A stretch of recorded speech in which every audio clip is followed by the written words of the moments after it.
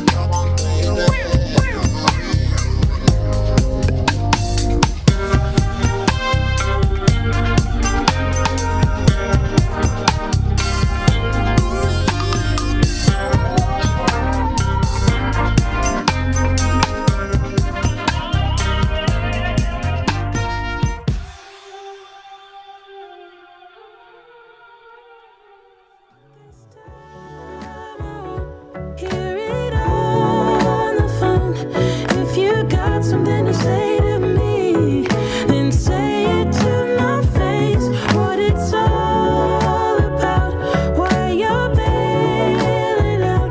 Think you owe me an apology.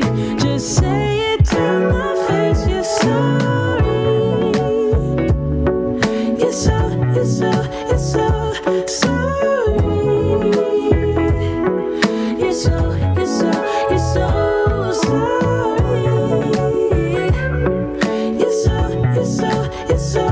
sorry.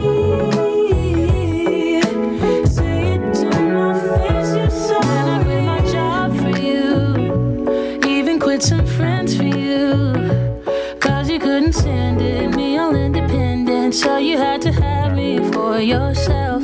That was when I trusted you, when I could add up 2 and 2, when you promised we'd be together, you, me, forever. Now there's nothing left to lose. And though I understand it's hard sometimes to make up your mind in these trying times, yeah, I just can't accept you leaving me when I'm overseas with the heart so heavy. Think that I deserve the truth for once, not a guilty tone, 'cause you're not alone, yeah. You said you wanna come home, but I know you don't. So this time I won't hear it on the phone.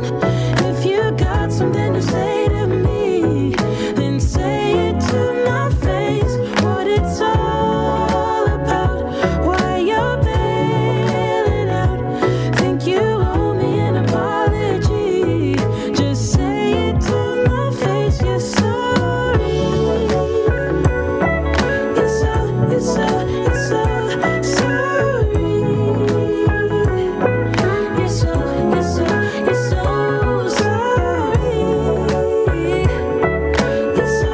sorry. You're so sorry. Say it to my face. You're sorry.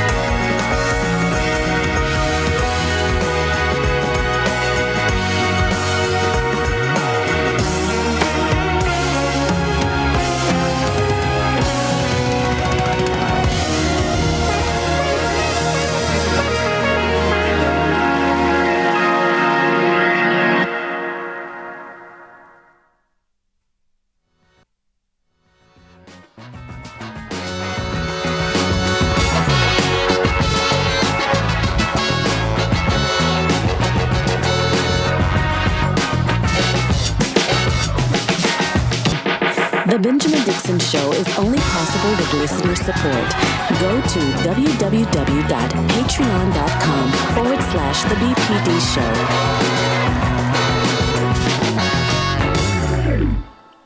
Today is Thursday, January 27, 2022. Thank you so much for joining us at the Benjamin Dixon Morning Show.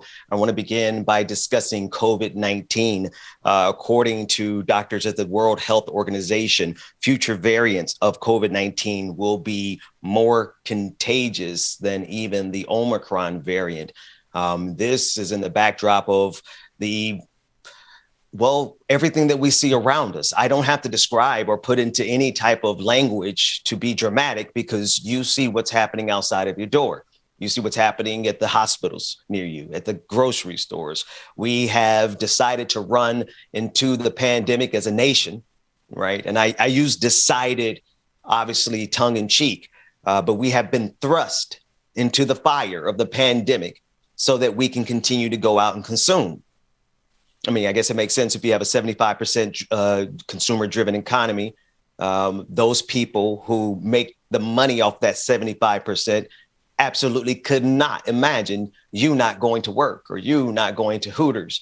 And it's because of those simple driving forces, greed, that we have been thrust into the pandemic by all the people who are given charge to protect us.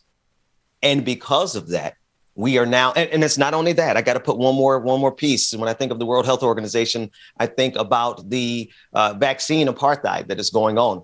The fact that here in the United States, while so many Americans are refusing to even take the vaccine, we are still hoarding and wasting all of the excess vials of vaccine when countries across the world, and particularly in the global South, developing nations, or rather, let me correct myself, not developing nations, nations that are recovering from colonialism. Those nations are pleading, not for free vaccines. They are pleading to purchase the vaccines, and yet the United States of America is hoarding it. All of those forces combined led us to the Omicron variant, which spread like wildfire. I believe they said the entire nation was covered with the Omicron. I've been around too many. There it is. I already broke it's that kind of morning. The Omicron variant. I'm so tired of people saying the Omicron variant. Is Dr. Mack here? Because I need to bring Brother Mack in, because now I'm thrown. The topic is issue, but so many people have said the Omicron variant. I can't honestly get it out of my head. It is the Omicron variant, Dr. Mack. It was so contagious that it spread in less than a week across the entirety of the nation. My concern is that the underlying assumption that a lot of people may be playing with right now is very faulty. I think the assumption is that future variants will be less deadly because the Omicron variant had fewer severe cases. But that's not necessarily true about future variants of COVID-19. Good morning to you, Dr. Mack. Good morning, Ben. Pleasure. And look, one of the things that you and I both said is that we would follow the science, right? And this becomes the challenging part of at what point do we listen to the science now that it says it may be time to ease the restrictions. And scientifically, I understand what they're saying. Basically the arguments are there's enough of us that have been fully vaccinated. There's enough of us that have been fully vaccinated and boosted. There's enough of us that have had at least one vaccination. And then Omicron, when it comes in, now you're talking about a variant that is not as deadly, but far, far more contagious. So if there was a variant to behave in such a way that could give us, quote unquote, herd immunity, it would appear that now may be the time. And I think in the case of the U.S., they're following that science, I believe. But on top of that, a lot of other countries are. You're looking at what's going on in Europe, because now they're beginning to ease their mask mandates, not requiring folks to show proof of vaccination, on and on. Because, again, Ben, that's part of the way that viruses work. If enough folks get it and you survive it, then we build up this sort of immune to it. But again, part of our immune against it was the vaccination. And now, that's right, with this particular variant, as you said, it's highly, highly contagious. But for those of us who have been vaccinated, or somebody who's already had COVID and got through it, now it's not showing as deadly of results. But, to your point about the capitalism behind this effort, and I'm not sure how I feel about it being, but J&J made over $3 billion off of its effort with the Wow. vaccine. Now, Wow. Am I bothered by that? Ben, I got to tell you, I'm really not. As much as I can get and understand greed and capitalism, I mean, we should all think back to when COVID-19 was absolutely raging, and we're watching and hearing the staggering numbers of deaths. If they were able, and they made this vaccine in record time. So, truth be told, in this regard, because there's absolute proof in what they did, and who knows the countless numbers of lives that have been saved. You and I mean, even though I took the Pfizer vaccine, still the efforts that was put place by these great scientists, men and women, to come up with a vaccination, I don't think I have a problem with that aspect. Well, so to be sure, I don't have a problem. I personally don't have a problem because, I'm out here on the outer edge of these economic issues. But I don't have a problem with Johnson & Johnson and the rest of these pharmaceutical companies for making what they're making on the vaccine because, well, you know what? We're in the system that we're in and we need that vaccine. Write them the check. Let's get it done. I have a problem with all of the people in our political structures and all of the employers who exacerbated this situation by not doing what was necessary at the beginning, which was shutting things down, which was instituting mask mandates, instituting vaccine mandates. There was not the political will. And I guess they didn't have enough political capital, along with people who, they're really just people who made so much money off of this beyond the vaccines. You think of these testing centers. There was a report of a testing center that had, that got so inundated with tests that they just started faking the results. But they made the money off of it. I mean, people were buying. I mean, there's such a large economy around COVID-19. And the bad thing about it is let's hold the constant for the vaccine. Let's hold that steady. I agree with you on that. But all the other factors underneath it, they all contributed to the deaths of hundreds of thousands of people in this country. Ben, again, one of the things that we have to remember, what is our greatest strength in this particular situation also became our greatest weakness. And that is that we are a democratic society. We're not like China. China is communist. Again, when they say they're going to lock it down, they can lock it down. But here in this country, you just can't do it. So I knew that when the variant hit and I understood what China was doing, there was much talk in political circles and in some of my circles with friends that are very much apolitical, who said that the reason why China is going to come out of this a lot quicker than we are is because they're a communist society. When that government, just like now, China is in the midst of a zero COVID lockdown, in preparation for the Winter Olympics coming and the likes. And now folks are saying, what is that going to do? Wall Street is now looking at it saying, if China is in this lockdown like that, what is that going to do for their economy?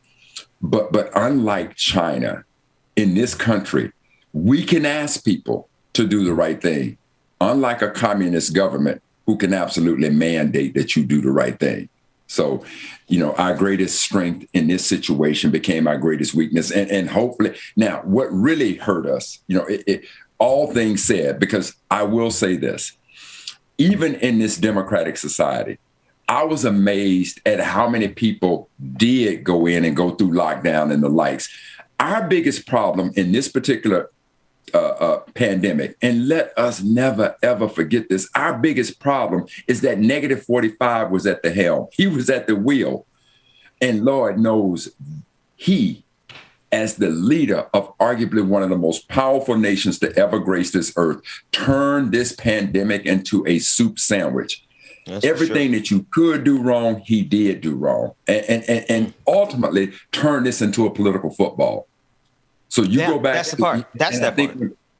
And I think when history records this, You go back and just look at the videotapes. Just listen to the words that came out of his mouth at the time they came out of his mouth. Oh, the Democrats are trying to make this into a big thing. There's maybe one or two people. We got this thing clearly under control. By the summer, it'll all be gone away. You go back and listen to what he did. And then remember, I think it was the Bush administration and the Obama administration that had a pandemic task force in place.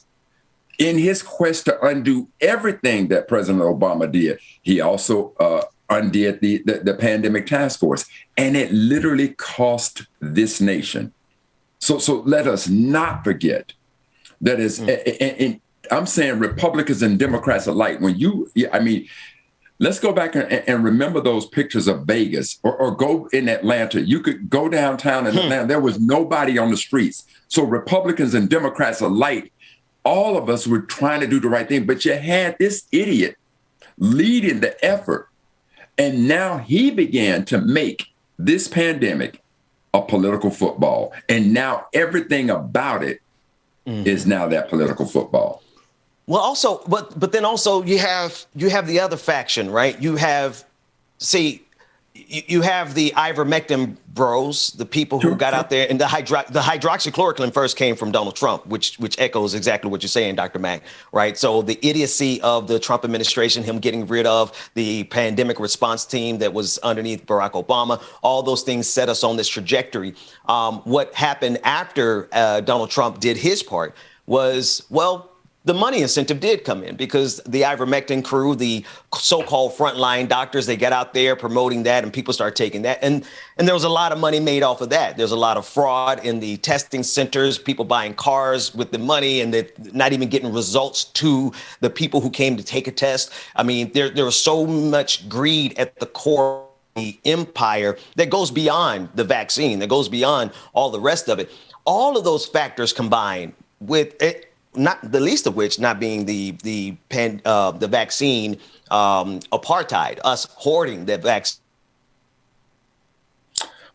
All of those factors combined really got us to where we are, where we really don't know what this next variant will be like. I am with you. I am tired as anyone else of this pandemic, but we're following the science, and if it could get worse, then we need to do things now that are unpopular. I know.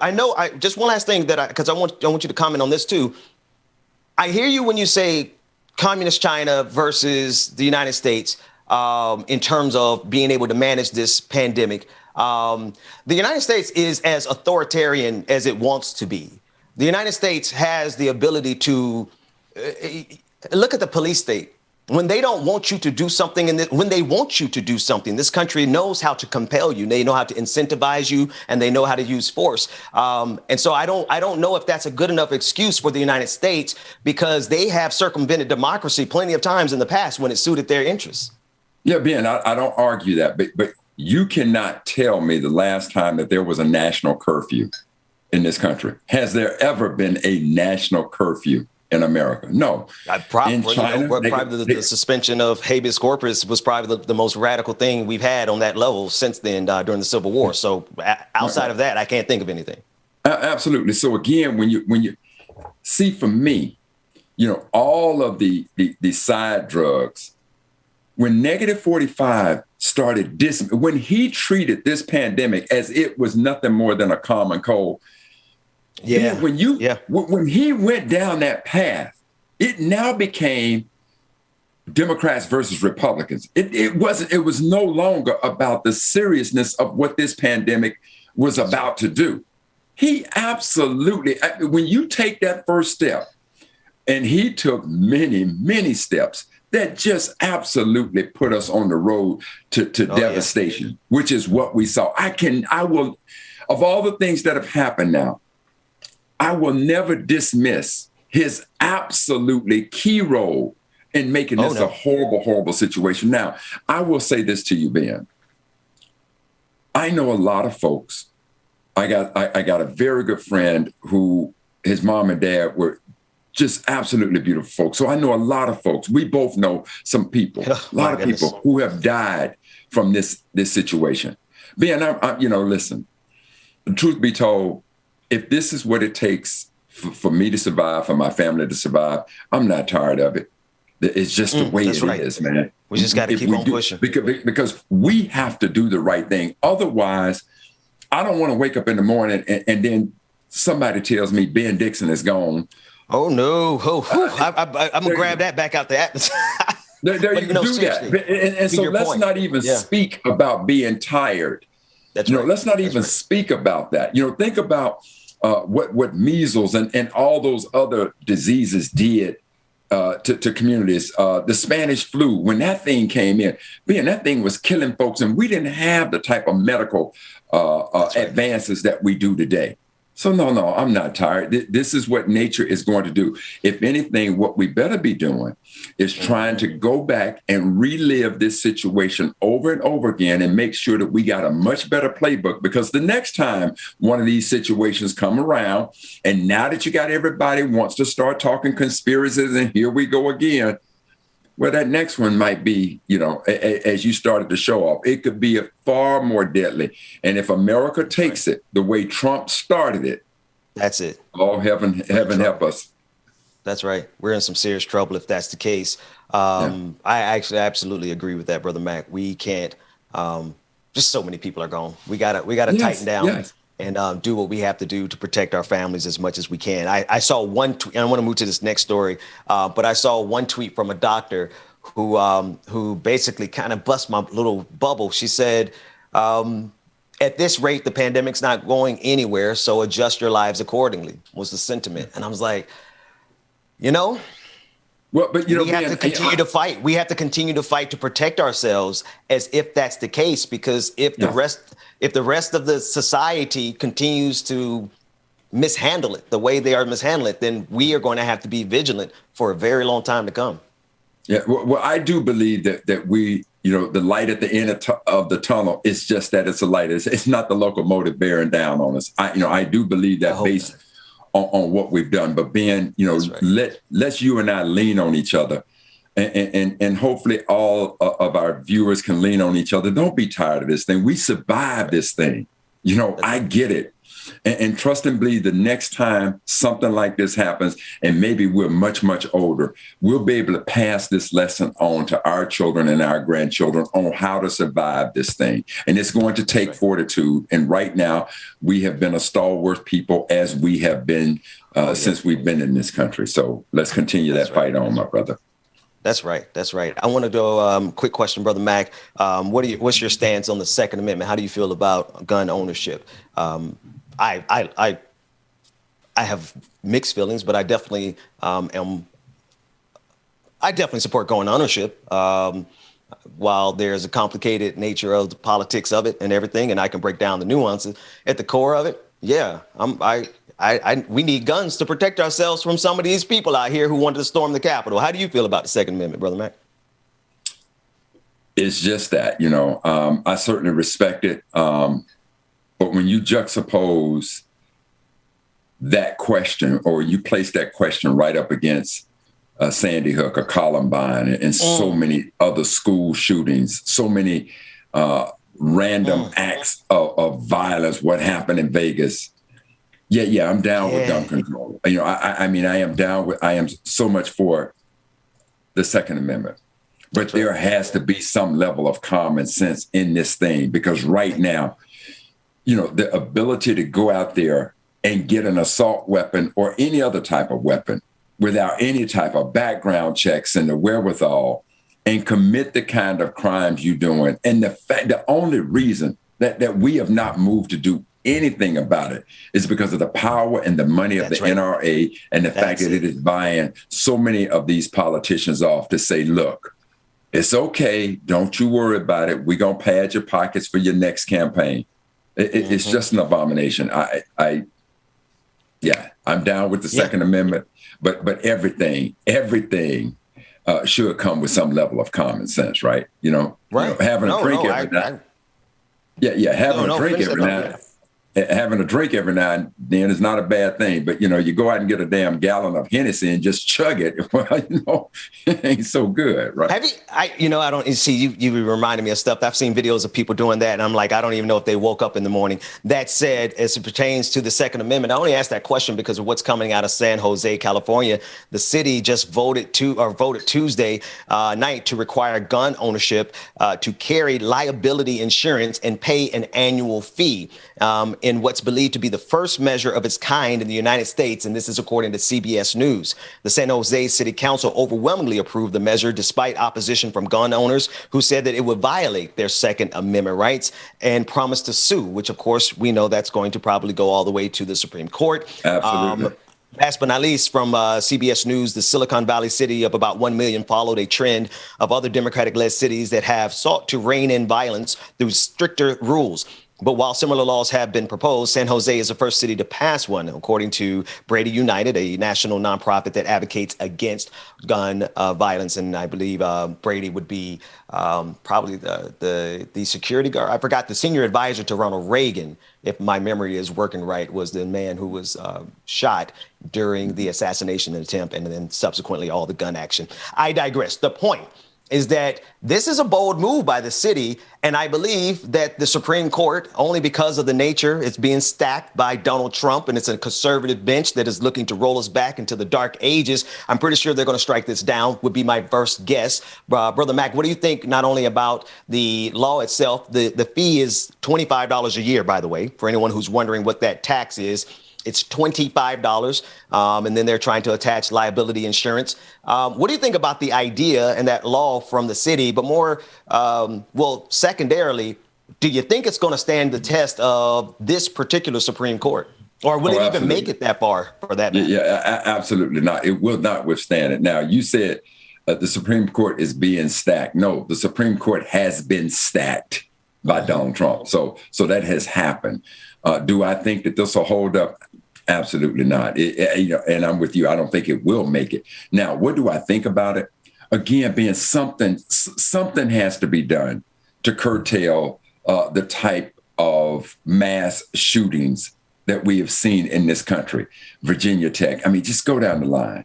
So, anything that'll bring about some level of, they may know that it won't work. But maybe their intent is just to get folks to talking about it, getting other cities to try to institute something, to try to do something. Because right now, when we've left it in the hands of Congress, even, and I can't remember this crazy woman that's in Congress now. And when the children from Florida came up to talk about the gun violence at their school, she tried to make that a political football about attacking these children who had just gone through just this absolutely horrific ordeal. So something needs to be done. Whether or not this is the right thing to do, I don't know. But something needs to be done to try to balance not violating the Second Amendment rights, but at the same time, having some level of common sense so that these guns are not getting in the hands of these crazy folks, and then they can go do what they do. Rittenhouse, for instance, the gun he had when he shot and killed folks, it wasn't legally obtained. We got to bring some level of common sense and just human decency to this very, very complicated issue. That's right. Absolutely. I'm very interested in seeing how this particular story pans out. We'll be watching it and covering it because I really think it is. Well, the article itself said that this is the first piece of legislation of its type. I've never seen a city look squarely in the eyes of the NRA and say, bring it on. So let's see what happens. I'm definitely supporting. And I'll tell you this, Ben, I do applaud them for taking that level of to taking that position, because trust and believe, there are a lot of politicians, be you at the federal level, state and local level, that are absolutely fearful of the NRA. So I applaud them for trying to do something and taking that stance. And you better know that the NRA is going to treat this the same way that the tobacco industry treated every lawsuit that came against them early in their days to try to say that smoking caused cancer. They fought every case because they knew if they lost one, it was going to begin to unravel. And again, what we ultimately saw is that when they did lose that first case, it began to unravel. So trust and believe that the NRA is going to put all of its might to defeat this effort as quickly as they can. Yeah. Yeah, they will. And I think we should track it. I think we should keep our eye on it every step of the way. So we're going to be doing that here at the morning show. I want to do a hard shift real quick. One of my favorite things about living in Boston when I did was catching, I forgot which train it was. It's been a while, down to the stadium to Green the Monster Soul Train. Oh, it was the Soul. Hey, it definitely was because I had my whole family on there, minus Jeremiah. He wasn't here yet, but we used to go down and go to the Boston Red Sox stadiums. Talking about the Boston Red Sox, David Ortiz, Big Papi, was initiated into the Hall of Fame. I don't know if you follow. Move to. Say that again. He hadn't been. Oh, he's going to be inducted. Thank you for that, Chris. He's going to be inducted into the Hall of Fame, and this is amazing news. I moved to Boston the year that the Red Sox won the World Series, and I believe, if my memory serves me correctly, I was sitting in a hotel lobby making the move when David Ortiz hit that grand slam home run. I'm not sure where that placed inside of the whole World Series that year, but that was a hell of a way to move and to be introduced to the city of Boston. The very first train ride we had on the commuter rail was going to the celebration with the city. You know, we weren't from there, but we're like, hell, we'll go. So congratulations for this. Definitely. I don't know where you are. What's your team? If you follow it, where do you at on this, Brother Mac? You know, I'm not diehard in any shape, form, or fashion, but I will tell you this. Big Papi is absolutely beloved in the city of Boston. If the man wanted to run for mayor, trust and believe, he'd be a very formidable challenge to any politician. That is how much he is beloved in that city, and just always been a real good dude. So I've always enjoyed Big Papi. I enjoyed his skills. I enjoyed his humor. And a well-deserved honor because, again, when it came to the big game and that team looked like it was floundering, man, everybody jumped on Big Papi's back and Big Man handled that business. That's right. Yes, he did. Folks, coming up, Georgia Fort is going to join us. She's going to give us a breakdown on the federal trial that's ongoing. She is one of the few journalists who has been admitted into the federal trial for the 3 other officers who were involved in the murder of George Floyd. She'll be joining us on the clock momentarily. And of course, Rebecca Azor, Queen Azor, will be joining us for Like It or Not at the top of the hour. We're going to take it to a quick break. We'll be back with more of the Benjamin Dixon Morning Show right after this.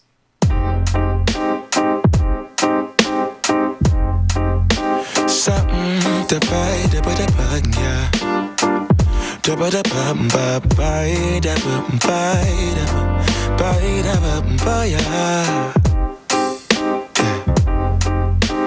Set the potato,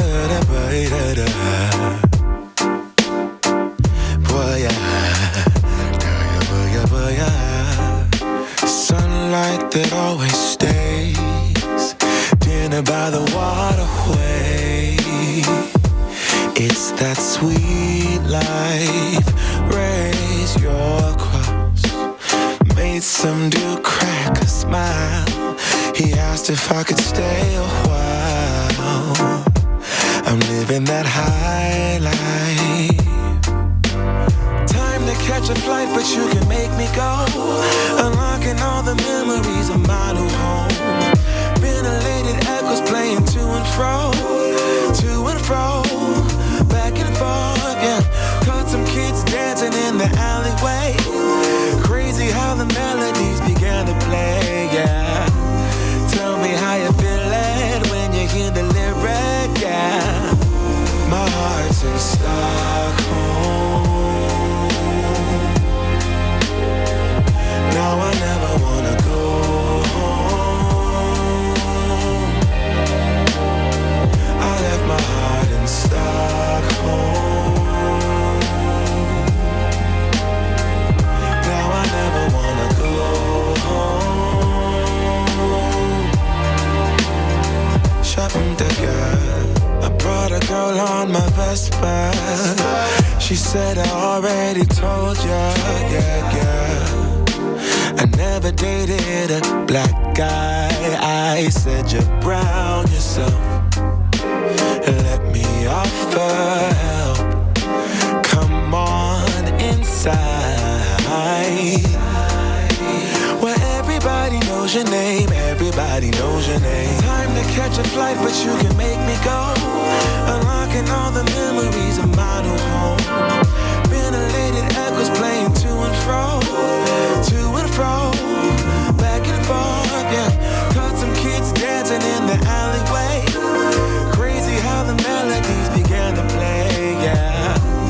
Tell me how you feel it when you hear the lyric, yeah.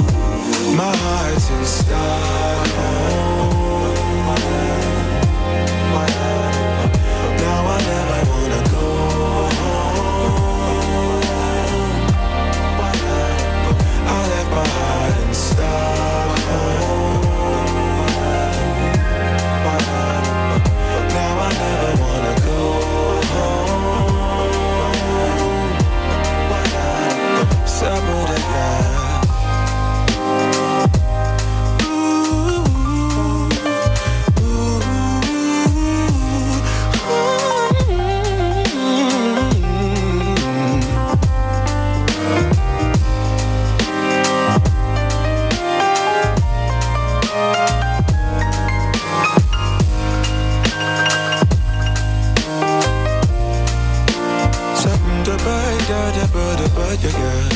Sunlight that always stays in and by the waterway. It's that sweet life, sweet life, sweet life. I never wanna go home, go home. I'm living in Stockholm, Stockholm.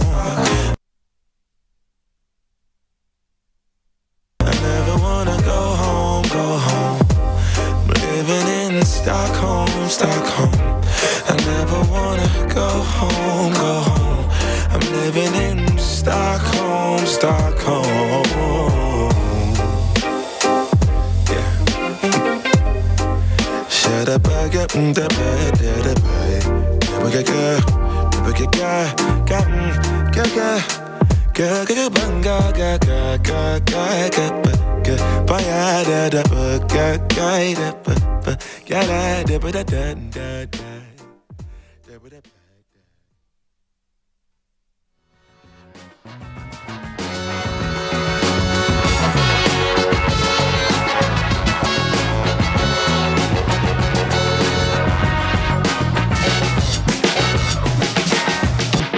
The Benjamin Dixon Show is only possible with listener support. Go to www.patreon.com/The BPD Show. Welcome back, everybody. It is Thursday, January 27th, 2022. Thank you for joining us at the Benjamin Dixon Morning Show. I want to begin again, of course, with my brother, Dr. Carl Mack. I want us to discuss while there are a lot of things happening around this country. Some of our political leaders have, well, taken a more hardline stance. You would think there would be more empathy from our political leaders, all things considered. That said, I want us to take a listen into a clip from Wisconsin Republican Senator Ron Johnson as he's discussing reducing childcare costs, a very important issue for parents of every race, every demographic. The cost of childcare is exorbitant. Just to give you context, when I did live in Boston, Brother Mac, I paid more in childcare than I did rent, and rent was absurd. I think I was paying somewhere around $2,400 a month for childcare for 2 children. I'm sure you have kids, so you've experienced this. Everybody understands how much it costs for us to care for our children while we go out to work. When he was asked about this, the Republican senator from Wisconsin said he never felt it was society's responsibility to take care of other people's children. Let's listen to this very short clip. People decide to have families and become parents. That's something they need to consider when they make that choice. I've never really felt it was society's responsibility to take care of other people's children. Brother Mac, not to make a mountain out of a molehill, but for a sitting senator to almost say that he feels no social contract with the people over whom he, presides. That's kind of sociopathic. But I guess it's par for the course for some people. Ben, do you know how much the United States spent in 2020 on its military? Somewhere around 250 billion? You're way off, Ben. Almost $767 billion. Billion. Oh, I was off by half a trillion. Okay. $766.68 billion is what we spent on U.S. military. In 1 year. We don't spend a fraction of that for education. And as much as people want to talk about how important and how valuable our children are, we don't come even close to that. So to hear him say that just speaks to just how out of touch he is. And most folks, when they get into positions of power like that, I really don't have an explanation for it. I do not. Well, I think what it is, I feel like a lot of people, a lot of our leaders, to be specific, I'm noticing a language shift. There was a time when there was this thing. Do you remember the compassionate conservative? Now, I always knew that was BS, but at least they tried. Back with George W. Bush, they tried to pretend as if there was a train of thought in conservative ideology that was compassionate. Now it's more like, too bad, hit the bricks, you're on your own, survive, we don't owe you anything, even though it's tax season and all of us are writing checks to the government, or they've already taken the money from us. So what is it when the leaders who extract money from the people now all of a sudden say, well, I don't really feel like we have a responsibility? Then you just stole our money, Senator Johnson. This system literally just robbed us if it's not going to give us something back for what you took from us. Ben, what do you think, Brother Wynn? There has been a new era ushered in on the ugliness of politics. And again, I can't help but look at one individual who ushered this in, because never in my wildest dreams would I have thought that based on the history of -45, that Trump would have been elected president. And I am of the utmost in my belief that when the Republican Party saw how strong and how much support that he had, that he garnered, and he still has, because it's not the Republican Party anymore, it is truly the party of Trump. They all decided the hell with the playbook, and now we can say whatever it is we want to say. Because even if the one party or the other was against a situation, they still found some diplomatic way to say it. And what he just said is tantamount to being out on the political trail, and the mother holds up the baby. Every politician knows, I gotta kiss the baby. Mm-hmm. This man, on the other hand, man, get that child out my face. That ain't my child. That's your. The insensitivity that is being ushered in due to the antics of -45. I don't know how we ever get back to a level of, let's call it diplomacy, if you will. But I don't know how. I just think it gets far more ugly as we proceed. Yeah, until voters speak up and say we're tired of that nonsense. That's well, and then that's what that's the other side of their equation, right? So they're coming out with this belligerent. They're riding on the wave of Donald Trump without question. They're riding on the new revelation that they have. What they learned when Donald Trump became president was that they can get away with anything and go all the way to the White House. They can march up the steps of the Capitol on January 6th and not be held accountable. Now, if you tell somebody they had that much freedom, what do you think they're going to do next time? They're going to do it again. They're going to try it again. But I digress. The point is, they saw in Donald Trump the way that they could have all of their bigotry out front and center. Every little idle idea that they should have checked with somebody about, they're now saying it on TV and on radio and on the internet. And they feel empowered because of the belligerence of Donald Trump. And now here we are. Yeah, go ahead.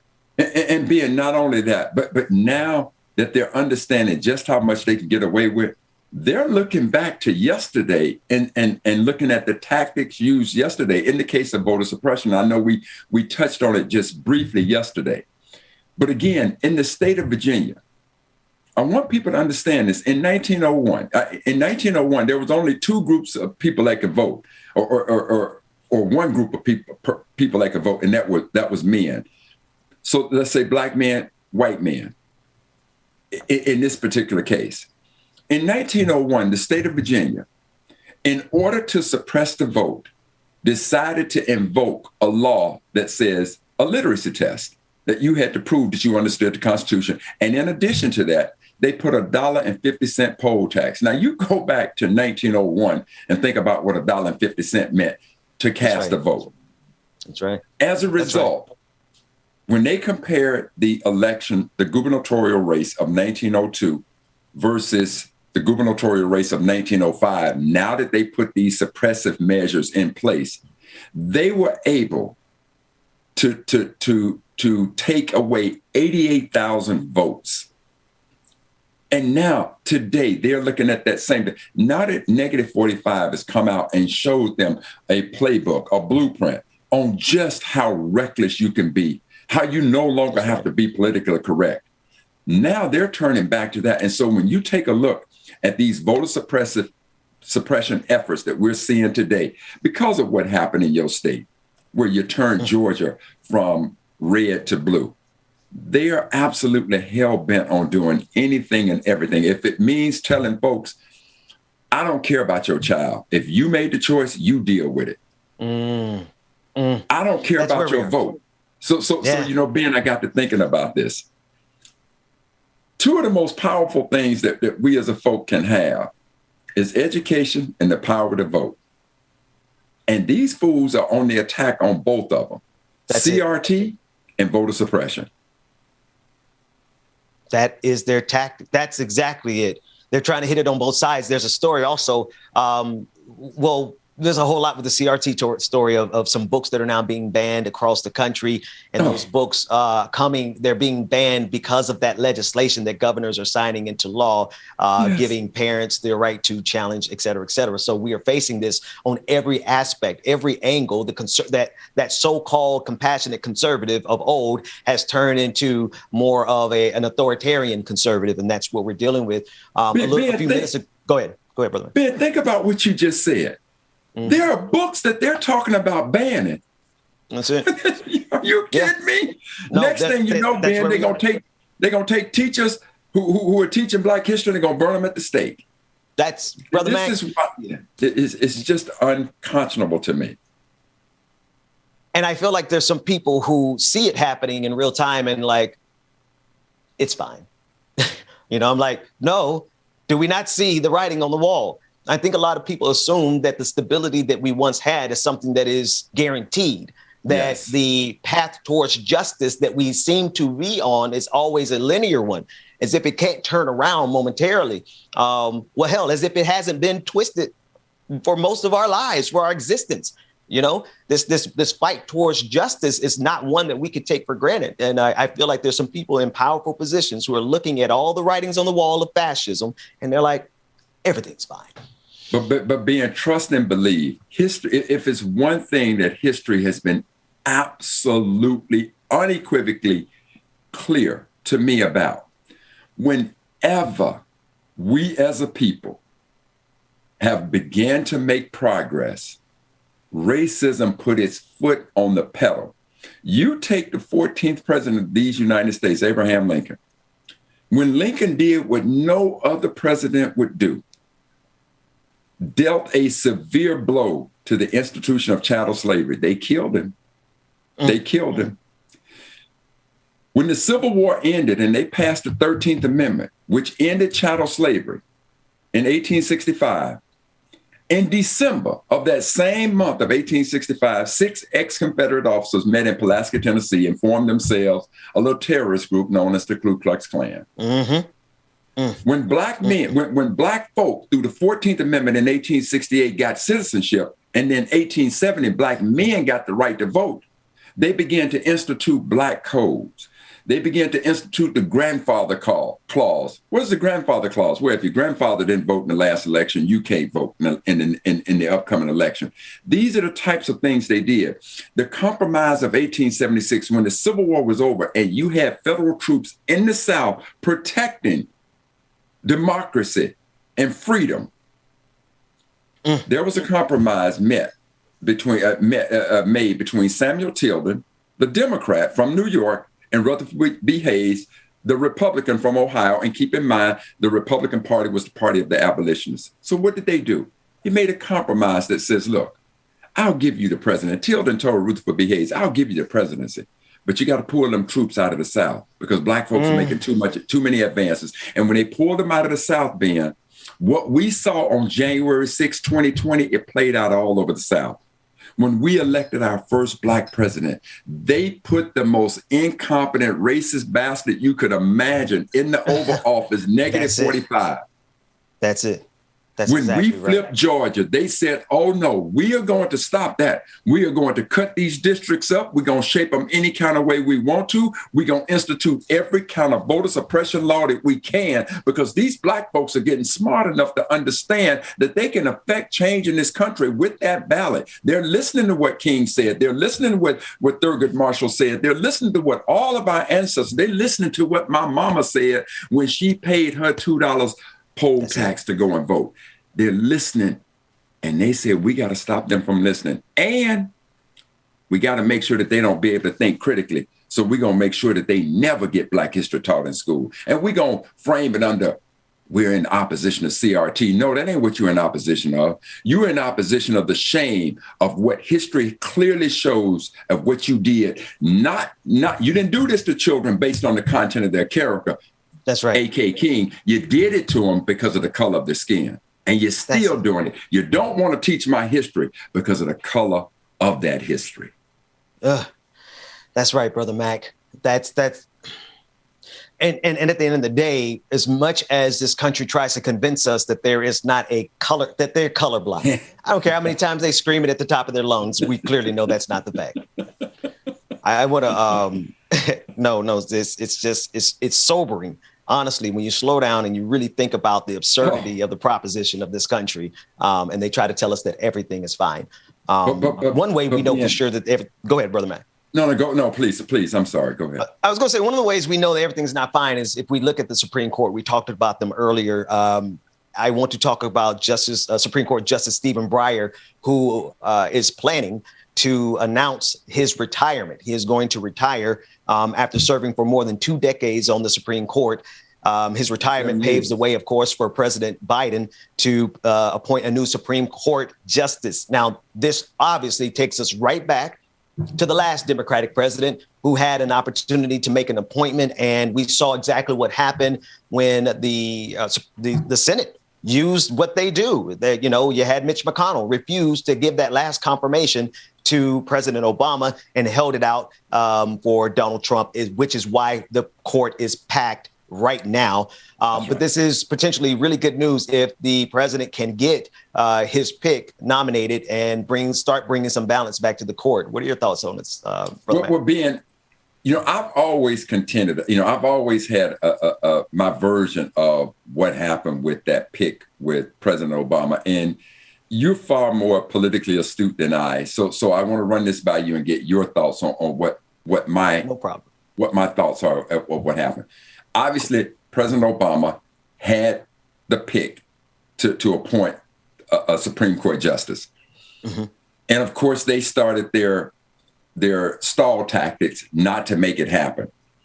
And I don't believe that President Obama fought for it hard enough, because by this time, keep in mind, you got a presidential election taking place, and the two candidates are Donald Trump and Hillary Clinton. And remember, during that time, Ben, there was all sorts of negative news coming out about Trump. Now we got the videotape where you're hearing Trump talking about, I grabbed the coochie. You just it was like every day something new was coming out.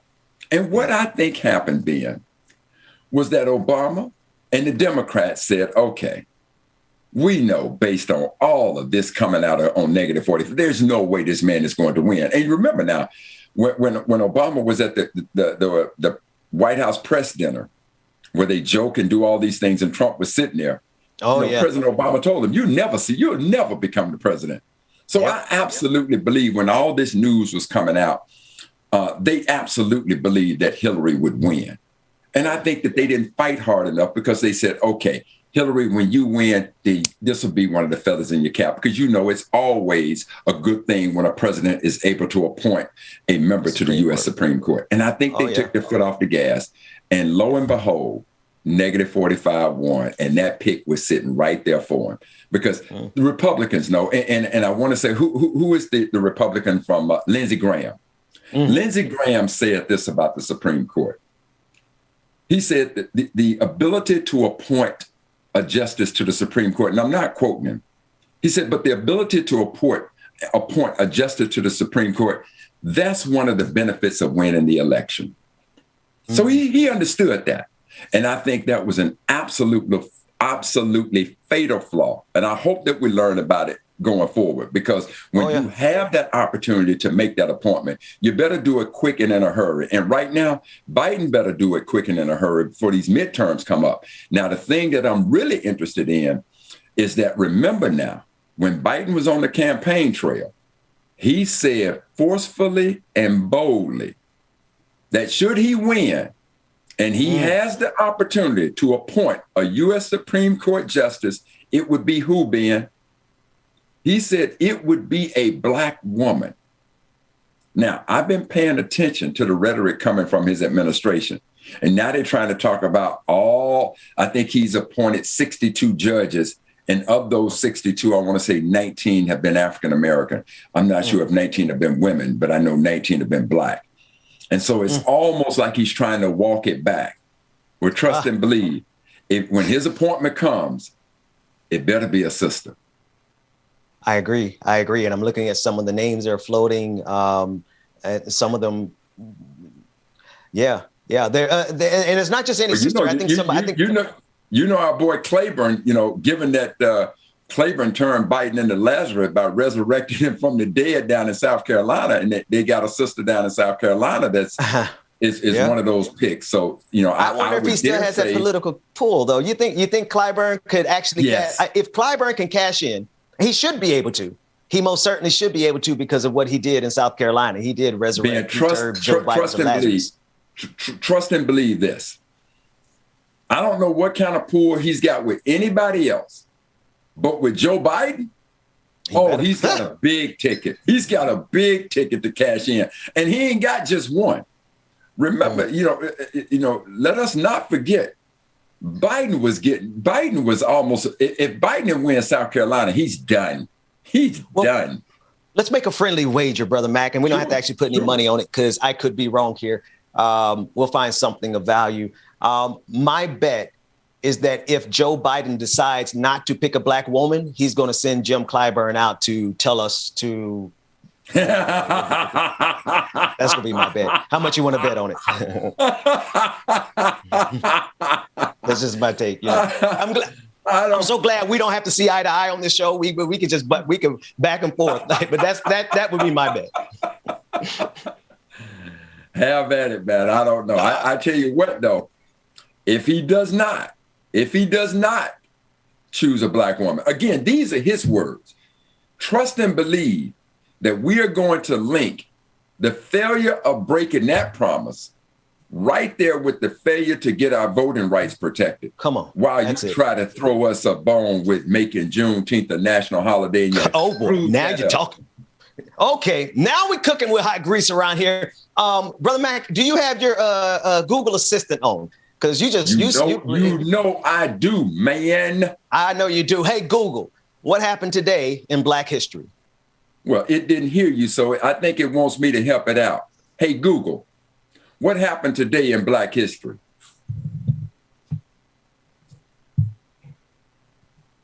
On January 27, 1919, Paul Revere Williams was enrolled at the University of Southern California in architectural engineering.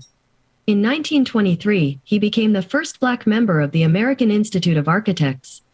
Overcoming racial prejudice, some of his most noted works are the Palm Springs Tennis Club, the world-famous Beverly Wilshire Hotel, Angelus Funeral Home, St. Jude Children's Hospital in Memphis, Tennessee, and the Tudor Mansion in Pasadena, California, which was used in the TV series Batman. Adapted from Black Heritage Day 4 calendar by author, lecturer, and civil rights activist Dr. Carl Mack. Wow. So Ben, you see the picture of Williams Paul sitting there right there? Yes, sir. He was so good as an architect that when his clients would come, and again, due to racism, they didn't want to sit next to him. So he would literally draw whatever it is that they wanted. He would be upside down and draw it, but he would draw it in their view so that they could absolutely see it. But when you talk about one of the most iconic architects ever, Paul Revere Williams is that guy. You know, I didn't the mansion that was used in the Batman series. Batman. Right? Yeah. I mean, are we talking about the Adam West Batman, right? Absolutely. I know. Absolutely. I picture that mansion in my mind right now. And I did not know. This is why I am so grateful for this BlackHeritageDays.com Black History. This is something we've been disconnected from. I'll also say this about Paul. So I don't know a whole lot about, the architectures and the buildings around LA, but there was a sister very good friend of mine. And when she read this, she knows of all these places and just had absolutely no idea that it was a Black man that designed all these. So she knew a lot of the places that were mentioned in the calendar. So again, for those who may be interested, just take a look at Paul Revere Williams, absolutely phenomenal talent. And so glad that we featured him today. I am too, Brother Mac. Brother Mac, I know you got to get out of here. We're going to get ready to take it to a break, and Rebecca Azor is going to join us for Like It or Not coming up next. But just give us a sign. We got a couple of minutes here, Brother Mac. Tell the people something that you feel in your heart before you get out of here, or you could just tell them how they can support that Black History calendar, because I think every person, I know. My mother-in-law, father-in-law, my mother, I've given some to a lot of people. I think everybody should have it. How can they get that calendar? Well, you can go to the website, and let me see if I can get it in there you go. Got the light on it. You can go to my website, www.blackheritagedays.com. The cost of the calendar being is $19.99. It's free shipping. And when I did the calendar, I absolutely wanted to have this thing to be so incredibly affordable. And again, just think about how much information. And I remember when I finished it up, a friend of mine had saw it who had never seen any of my Black History calendars before. So he had saw it. And he knows, because we're in the DC area, he knew a woman who worked at the U.S. Copyright Office. So he scheduled a Zoom call with her. So, via my computer, I can now let her see the pages of the calendar. And I'm not saying she just works there. She's in a supervisor or leadership position at the U.S. Copyright Office. And as we're going through the pages and pages and pages, the woman tells me, she says, I cannot believe that you could comprise somebody's life in such a way on a small piece of paper like that. And then she asked me what the price of the calendar was. And I said it was going to be $19.99. The woman thought I had absolutely, and then I told her not only $19.99, but $19.99 free shipping. The woman thought I had absolutely lost my mind. And I'm very sure that I have my mind, because I have been able to balance the business aspect of this with the responsibility of teaching and the legacy of Dr. Carter G. Woodson, who is the founder of Black History Month, when it started for the first time in 1926, when he chose the second week in February in honor of two men, Abraham Lincoln, who was born on February 12th, and Frederick Douglass, who was born on February 14th. So in the spirit of Dr. Woodson, who asked us as a people to set aside some time and learn our history, he didn't care if white folks or white America ever adopted it. He was speaking specifically to us to learn about us. And I'm sure, Ben, that right now, Dr. Woodson is smiling down on you, as I am, because you have made our history a part of the Ben Dixon Show. And for that, I am so very grateful, my brother. And I love you, Black man. Hey, man, love you back. And I am honored to have it. It is something that I use. I use that calendar every day when I homeschool my kids. It is the flashpoint from which we derive all of our lessons, because what Black folks have done through history transcends what they limit us to. We're in science, we're in technology, we're in engineering, we're in music, we're in mathematics, we're everywhere. And this calendar is a testament to that fact. Dr. Mack, thanks so much for joining us. We're going to get out of here real quick to a break. When we come back, Rebecca Azor, Queen Azor, is joining us for Like It or Not. We'll be back. Give the Queen my love. Will do, sir.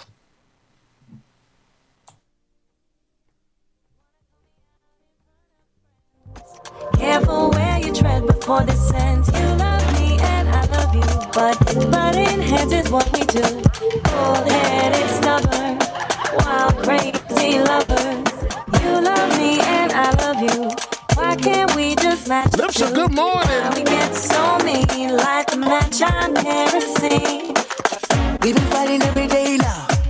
It's hard to breathe, yeah, I think I need to break down. I don't know what to say. Industrial Loss, what's going on, brother? Good morning to you. This don't feel right. You've been going through my phone like trying to find something while you don't trust me. I got this feeling I'll be much better on my own now. There you go with apologies, it's alright. You don't mean it, and I don't wanna try no more now. It's too late. I don't wanna hear you say I'm sorry. It's too late. I don't wanna hear no more excuses. It's alright. See, I'ma walk away 'cause I'd rather be alone now. It's alright. No, you better recognize. I got it. Tyra G, good morning. Man, thank y'all so much. I appreciate y'all. Baby, you don't wanna act right. Gave you chance after chance and you blew it. All you wanna do is pick a fight. Man, I really can do this like all day long. I love this. Man, always saying what I don't do. Give you everything I had to let it Today, you see him too today? I'll be much better on my own. Ben going 100 miles a minute, was typing, looking around, doing everything. Like, damn, that man on it. You mean it, I don't wanna try. LD, I appreciate you. Good morning to you. I don't wanna hear you say you're sorry. It's too late. I don't wanna hear no more excuses. Maureen Weber, good morning, Maureen. See, I'ma walk away 'cause I'd rather be alone now. Lily, love you too. Ill Hustler, good morning, Ill Hustler. Kareem, you saw them fingers was gone, wasn't they? I got it. Your apologies. It's over, you and me. So say you're sorry. It's too late. I don't wanna hear you say you're sorry. It's too late. I don't wanna hear no more excuses. It's alright. See, I'ma walk away 'cause I'm Luke, oh, brother. no, you better recognize. Looking at me that way, I know what you're thinking. You mad, wanna leave, don't walk out. Round and round we go. Maureen Weber, I did. Thank you so much. Greatly appreciate you. Kinda hard to stay, but think about everything that we have now. Yeah. Baby, it's too much to lose. Right now, it's hard to see. Ear Hustler, shout out to you, Ear Hustler. We are love, light, and prayers. We'll stay tonight. Anything that we can do, let us know, all right? You mean it. Tonight. Don't go, promise you I'll make it right. Girl, let's just sleep on it for tonight. Let me change your mind. When the morning comes, I wanna wake up with you, 'cause you're the only one I love. Come on now. How could I mess this up? You're the best thing ever happened to me. Girl, I finally see, yeah. I never even knew how much I really need you. Yeah, y'all please show Ear Hustle some love in the chat room. Lost their father yesterday, so please show some love in the chat room. We have now. Yeah, baby, it's too much to lose. Right now it's hard.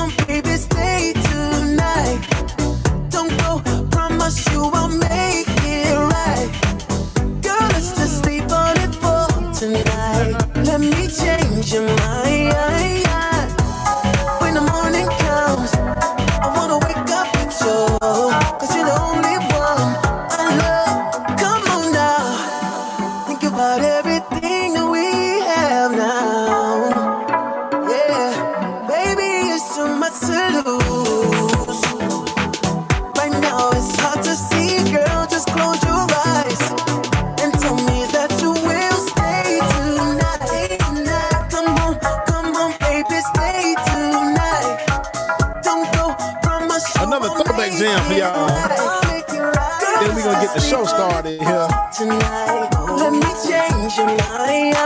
I walked through the fire and it couldn't even hurt me. There's a lot of demons out here trying to deter me. Personally, time wasters are unworthy. So I tell them cut it out like surgery. Kings don't deal with peasants.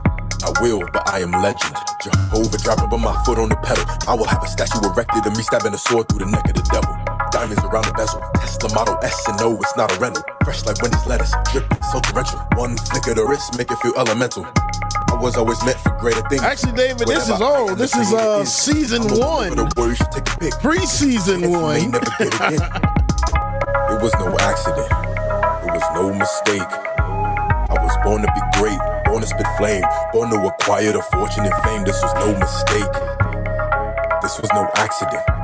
As a prince, I was passionate. Life was an action flick, and now my tassel extravagant. You see this crown? Hey, they calling me king now. They calling me king now, but this what I've been about. You see this crown? They calling me king now. That's right now, Eddie. What you say? They calling me queen now. You better do that, girl. I think I'm the chosen one. All my dreams are coming real. I'm just like a frozen sun. This fire might give you chills. I think I'm the I know I'm the chosen one. Just like James Bond with the golden gun. All of my concubines know what's up. They think I'm amazing. They think that I saved them. And when I lay it down, they all get elated. And they never late, so there's never no babies. But when I make them, people gon' praise them. I want a little prince and a princess. Today, do we have my sister in there? She's ready to go. Stop them, they can get their chin checked. They don't want to smoke, not even incense. All right. It was no accident. It was no mistake. I was born to be great, born to spit flame. Peter Griffin, yes, Wheel of Time. Man, oh my gosh, I gotta go to a wedding tomorrow, but yes, Wheel of Time. As a prince, I was passionate. Life was an action flick, and now my castle extravagant. You see this crown? Yeah, they calling me king now. They calling me king now, but this what I've been about. You see this crown? They calling me king now. Watch this juxtaposition king now. Y'all ready? Yeah, they call me king. Calling me king now. They calling me king now. This is what I've been about. If you have not already, you can, like it or not, patreon.com/like it or not, patreon.com/like it or not, or patreon.com/VPD Show, man. Shout out to everybody again for all your tweets, restreams, and everything else, man. We greatly appreciate y'all. We love y'all. We mean it. With that being said, this is just for y'all. Hopefully there won't be an acapella version today, but we'll see how this goes. Y'all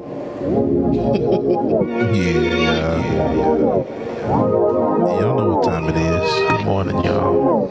And shout out Jeremiah Schaefer, who said he just joined Patreon a few minutes ago. Shout out Jeremiah, we appreciate you. 9 a.m. to 10:30, yeah. Like it or not, is on your channel, yeah. Politics and culture is we change skin like we're supposed to, yeah. Oh, I forgot to send the link to my mom. We get to choose what gets the views. Like it or not, with Queen Azora, it's starting now, so stick around. Like it or not, it's going down. Like it or not, y'all stick around. Oh, Rebecca, Mark, shut the hell up. It's coming through. You know she got us. Yeah, it was Tyrese. I think I'm Bubba, and I sang like Bubba with Tyrese mixed in. That's my dog. This is his show. He's a politics pro. I am your DJ exclusive.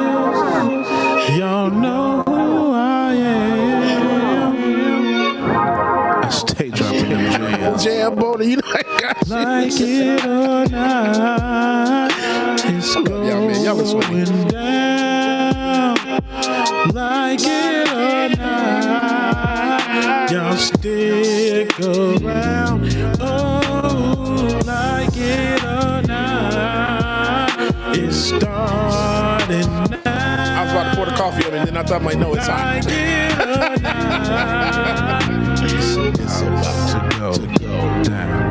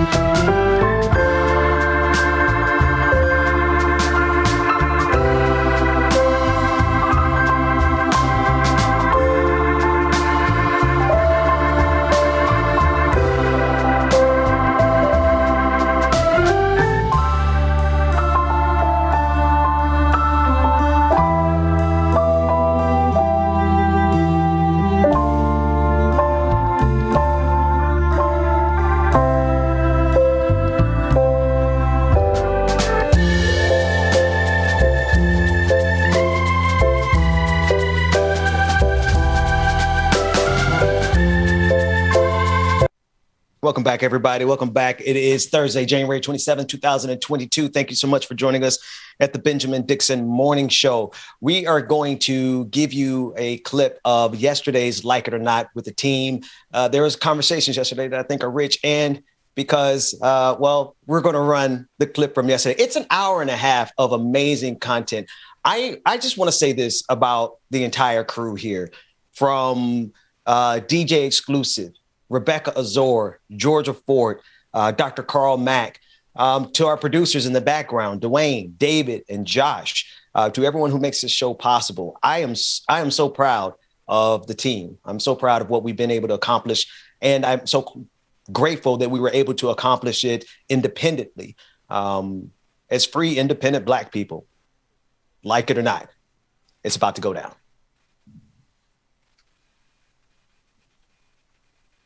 That was the key. How depressed I used to be. I know we talk about this all the time. How depressed I used to be, waking up at 5 a.m.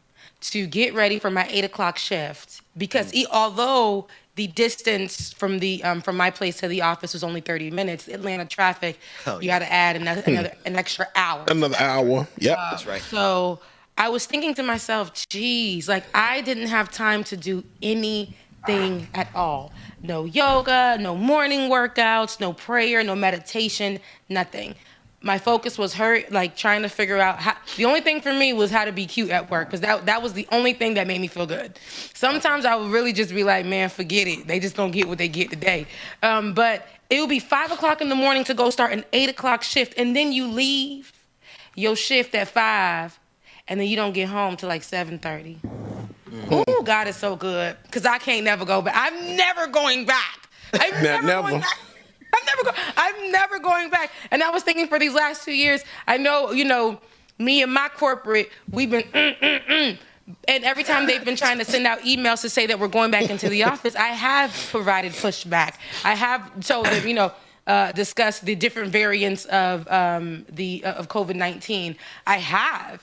And, God has been good as to where when they started putting people back in the office little by little, they seen that it was actually serious. COVID-19 spread like a wildfire in less than 48 hours in the office. Yeah. And so, and now they're starting to take it serious. And a lot of the people that I communicate within my corporate job are telling me, I never really realized how serious COVID-19 was until it tapped on my door. One man I was speaking to yesterday, he was just like, I just got out of the hospital.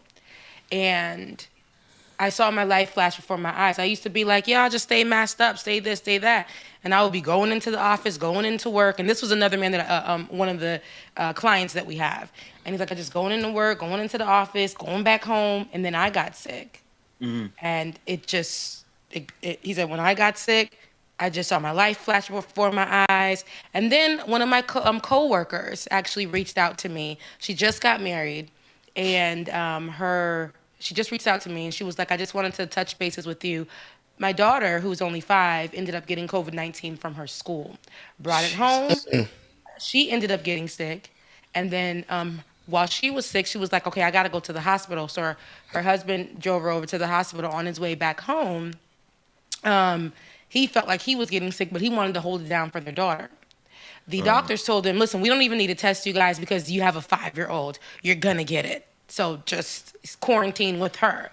And then when my friend was in the hospital, her husband actually ended up having to call the ambulance on himself to get to the hospital just a few hours after he dropped her off at the hospital. And he called her while he was there, and she's like, why are you here? It was like, well, I'm sick now, and I just wanted to, I feel like I'm going down. The next morning, he was put on arrest. What is it? The ventilator. The ventilator. The ventilator. He was put on the ventilator, and that was the last time she spoke to him, was the night before, but God, because I went into prayer for her. And, so all of this from her 5-year-old coming home with COVID. She said she took her baby out of school as soon as, as possible, but it already got to the household. And, just to know that you just get married with your husband and you don't even know that you don't. Like It or Not with Benjamin Dixon starts now.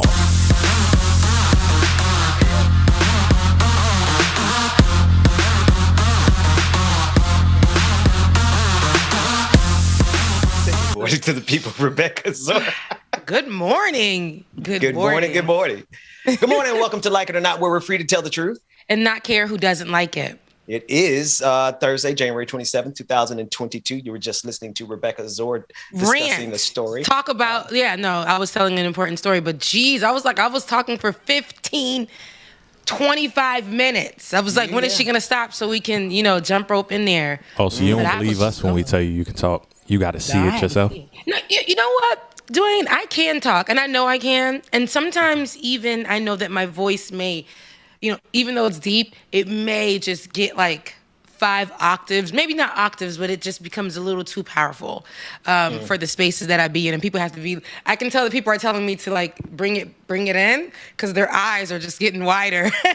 So on top of me talking a lot, sometimes I start yelling in excitement and oh boy, and power. And I know those are some ways that I speak, and people just be like, damn, that girl can talk. Damn, she got a powerful voice. Yep. And then there's days I just have to sit here and let you, talk because it's your show. Yep, it is. That's why I was running the clip. I ran the clip. I just want to be honest with the audience. Like, I'm not the type of person that you just leave on an open mic by myself. I don't like to do the show by myself. So when Rebecca was not here, I was like, you know what? Let me take myself down. But you're here now, so it's all better. How you doing? I'm doing good. So you telling me you was on here, they saw you, and then you was like, take me down, Dwayne. Was that? Yeah, I said, let's play. And I did this whole overture about how great the team was. It was a sign off. I gave them a great sign off. And then you showed up. I can't stand you. Rebecca, as soon as I hit play on that clip and it started going, there you were. You popped up in the thing. I was like, dang. You was like, dang, everybody's about to have a day off, and here come bald-headed Rebecca trying to come over here and ruin everybody's day off. Man, and then she didn't even take get me a nap in while the baby sleep, but no, bro. And then she didn't even want. I was like, well, we're free, Rebecca. We could leave. You can go and get your hair did, nails done, everything done, did. And she was like, no, she wanted to talk to the people. So here we are, Rebecca Zor, standing up for the people as always. Boy, that's all right. That's all right. Listen, I mean, there were a few things that I wanted to discuss. I know you guys touched on a few of those things earlier this morning. And see, people calling to check in on me because they ain't see me on the show. They see you. They're like, what happened, Rebecca? Where you at? Yeah, where you at? Because my why you wearing the same thing you had on yesterday? That's what they were saying in that when they saw that video back to back. They probably did. Like, yeah. But no, but there were a few things I wanted to touch on. I know Josh just dropped something because now the name Josh is going to be said because David is off right now. But Josh just dropped something in the chat, and I think that we should discuss that just a little bit. I want to get your point of view on this particular, Ray J, who went and spent the afternoon with Donald Trump in Mar-a-Lago. I think on business. Some business stuff. So it says entrepreneur Ray J spent Tuesday afternoon with former President Donald Trump in his Mar-a-Lago club. Not the One Wish singer. Who wrote this? The One Wish crooner's longtime manager, David Wintrip, confirmed that Ray J sat down with Trump to discuss initiatives he would like to execute for entrepreneurs and young business professionals, as well as to help raise awareness for various political issues that he's passionate about. Ray J told Page 6, I've always admired and respected his business acumen. Our conversation was about job creation, encouraging small business development, and how information technology plays an important role in the future of our economy. He continued and he said, we also agree how important an educated workforce is, as well as the critical need of developing young people. He said, I'm ready to get started now. I just, and Dwayne, I don't know if you can pull up the image from the link that he dropped. I just know Ray J got too much money for his suit to fit that badly. My suits fit badly because I ain't got no money. He got plenty of money. He's, but to the politics of it all. Now I was looking at it. Yeah, like, bro, tighten them, get them slacks tailored, bro. I digress. The thing is that you don't admire folks who are successful simply because they have money. Donald Trump started off with $1 million loan. I don't know a single black person in the history of this country that got $1 million loan from their daddy. And then everybody looks at him like he's some kind of genius. He's not. He went bankrupt, 7 to 14 times. What part of the business are you trying to get? What kind of the game are you trying to get? Oh, the hustle. I know better hustlers in the ugly corner down in Pompano. So I really don't see a reason for Ray J to have done this, especially when you consider everything that Donald Trump really is. Now, we did not know how bad Donald Trump was going to be at the beginning of 2016. We had an idea. We were disgusted. We were pissed off. Chrisette Michele sang at that inauguration, ended her career. We're on this side of it now, Rebecca. We know exactly who the hell Donald Trump is. Mm-hmm. Ain't nobody canceling Ray J like they did Chrisette Michele. Well, ain't nobody canceling Ray J like they did Chrisette Michele. Ain't nobody canceled Kanye West like they did Chrisette Michele. Nobody canceled Travis Green, who is one of the biggest gospel singers out, who played the guitar and accompanied her on that song either. That's problematic for me, but that's another day. It ain't another day, it's right now. But I think that a lot of these people do meet up with Trump thinking they can do some changes. We didn't even know when Chrisette Michele saying that with him, that it was going to be what it was, like he was going to be what he was going to be. We already knew he was trash. We already knew why he was in the White House. At the time, it was more so, why is a celebrity in the White House, right? And we know that he was pushing for these, the border, the Mexican border being sealed up and keeping Mexicans out. We knew that, but he wasn't the only one saying that. We had people who were already seated who were saying that. And I'm not giving Trump a little pat on the back, but I'm just saying, watch me now. I gotta say it how I feel it, like Sarah Jakes be saying. See, listen. I really look at this as before Trump even took office, so many of our faves partnered with him for business purposes. Okay? They did. This is facts. So I think that because he's out of office, some people are feeling like, okay, it's safe to go back to this rich man, partner up with him for businesses that may be able to help communities or whatever. At the end of the day, he's still trash. The man is still trash. That's just how I feel. Can he help? I don't know. So, when Kim Kardashian has partnered with him, she's only gotten bigger. He's actually assisted her in helping get black people free. I think it's almost to make a point. You know what I'm saying? And I don't really think anybody should be partnering with him. I don't think anybody should be partnering with him.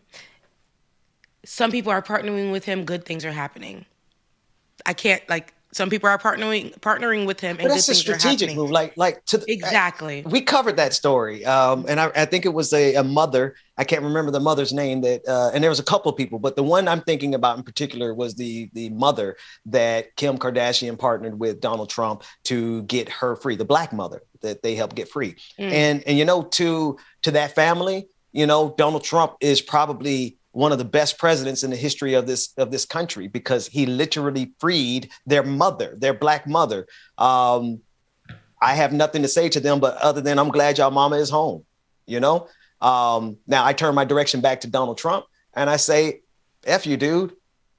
800,000 people are dead right now because of the trajectory you set us on.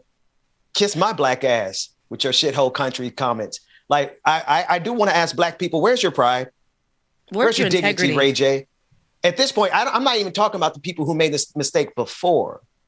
Because before Trump became president, he was the big brand. Trump Towers, Trump Steaks. God forbid you ever ate a Trump steak. All over Palm Beach, where I'm everywhere, from. Right? So he was a brand. It makes sense, right? But if y'all cancel Chrisette Michele at the beginning of Donald Trump's presidency, what about all these other people who what Donald Trump is now? I don't care. There's no business good enough for me to sell my soul. No, there isn't. And I want to point out too, with people partnering with him before and after and not being canceled, with his politics, what he believes in, a lot of things that have affected communities that look like ours, brown communities as well. Like, this has been a very awful 4 years. So many Nazis, so many white supremacists, so many just people walking freely in their races. So many KKK members didn't have to wear their hoods anymore. They just were out. They no longer had to hide, or meet in the middle of the night. They were just out because Donald Trump allowed them to be. He called the people who were murderers, people being on one side of it, not wanting to. He never wanted to call somebody or something, a possible murderer, a racist, a domestic terrorist. He never wanted to use that. It was always, that may have been terrorism, but let's not forget what happened in 9/11. So let's continue and push things like Muslim bans, on these Middle Eastern countries, because they're all Muslim. And I'm putting this in air quotes, y'all. So, there was so much racism involved in that, and so many laws that he put in place that were taking away from African American communities. He started pushing in place a lot of these laws where we had to start fighting for our votes. We were already fighting for our votes. We didn't even have much. And when he became president, it was like he was just naming anybody to be put in these different places in these different states.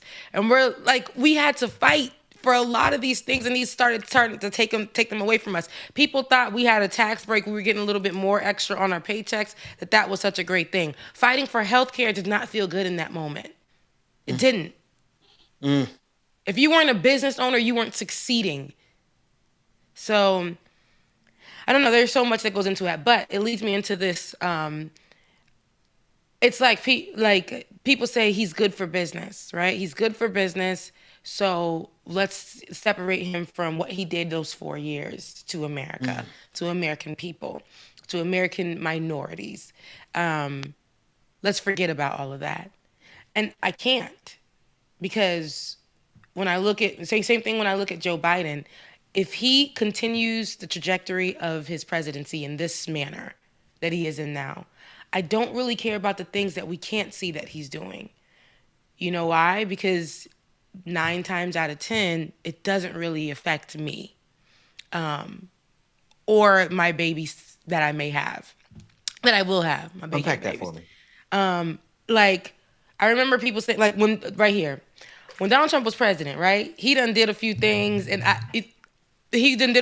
I'm like, okay, will that help me? Will that affect me? Then me doing more research, it was only really applicable to people with businesses and certain amounts of money. So when I see Joe Biden, people are naming these things that he's doing, and I'm like, that sounds really good and that's great, but this is not what he campaigned off of. He campaigned off of things that the poor middle class is tangible for us, And right now, some of the things that I'm saying he's doing is not tangible for us.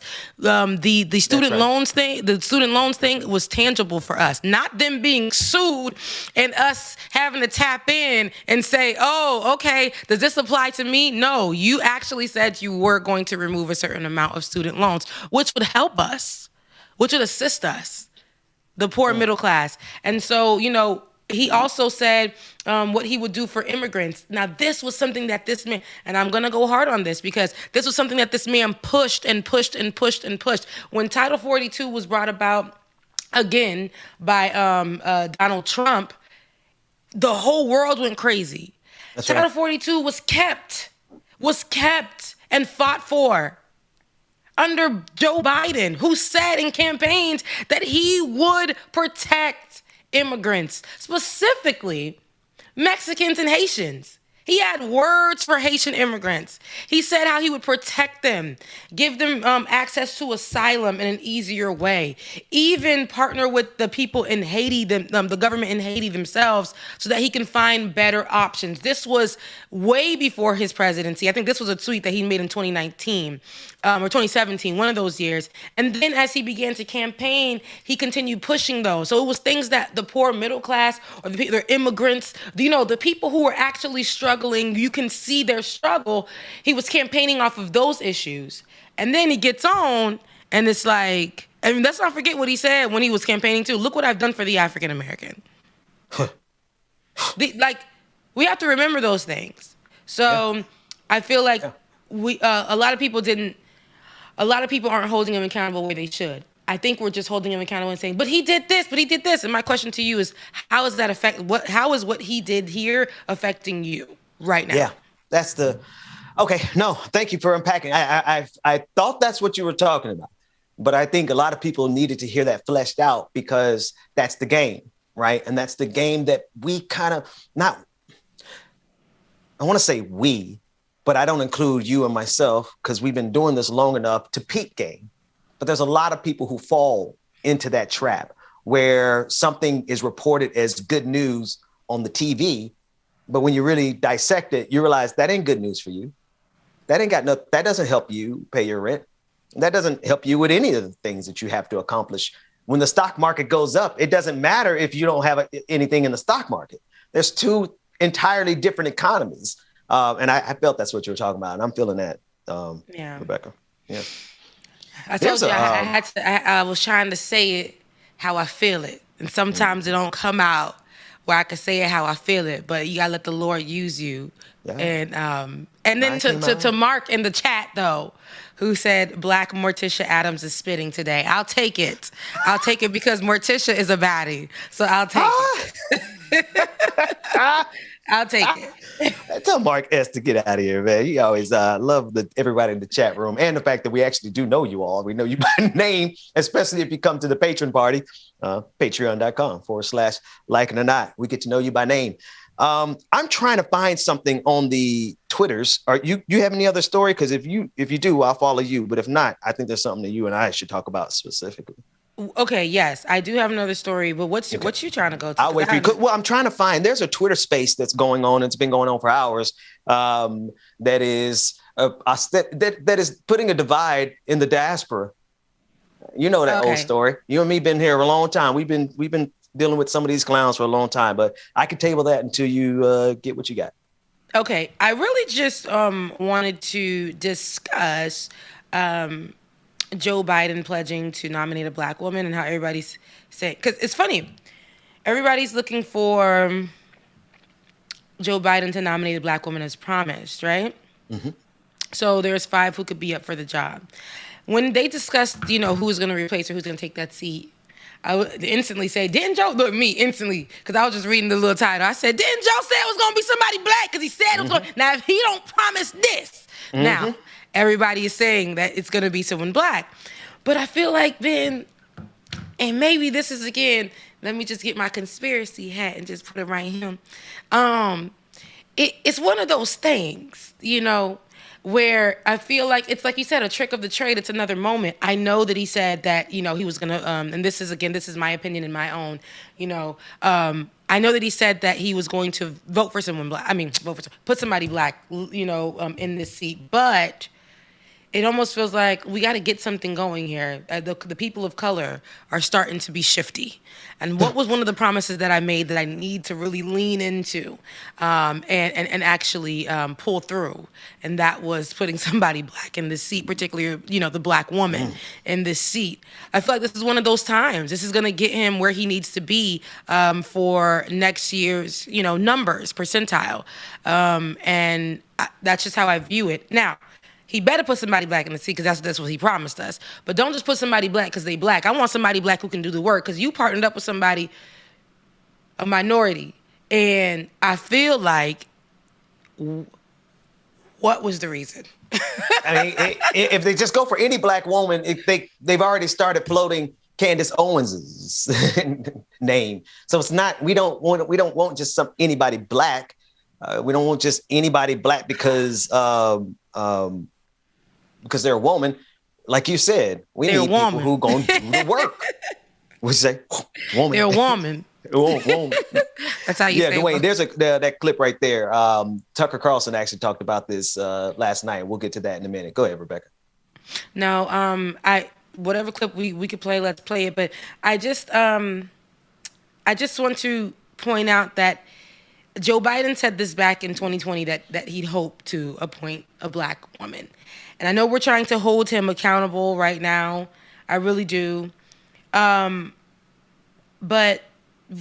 I really hope that this is not just another Black woman because it's a Black woman.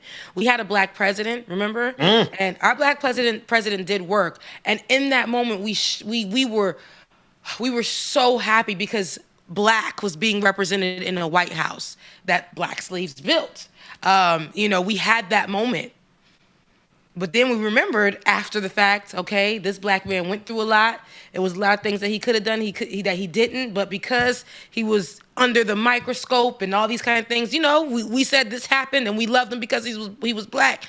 But we cannot continue to say because somebody is black, they're going to be for the people. They're going to be perfect for the seat. But for some reason, liberals think that we got a black woman. We got a black woman. Everything's good now.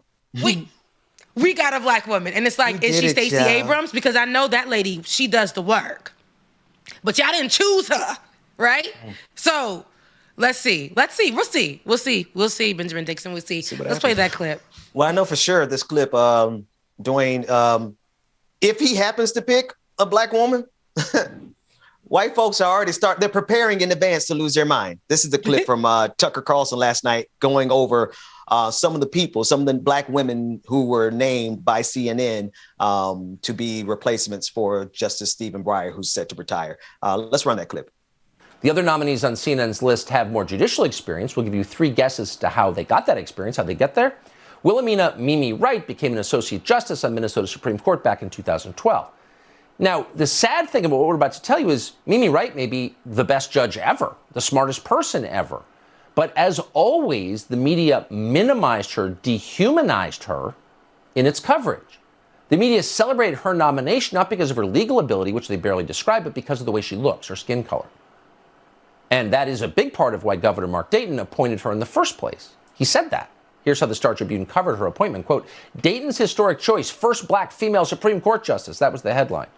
Unmentioned is how she might do on the Supreme Court. Again, nobody wins in identity politics. The people it's designed to help are completely dehumanized and patronized, reduced to colors rather than human beings. And in some cases, the rest of us get really crappy service because the best people aren't being chosen. That's just true.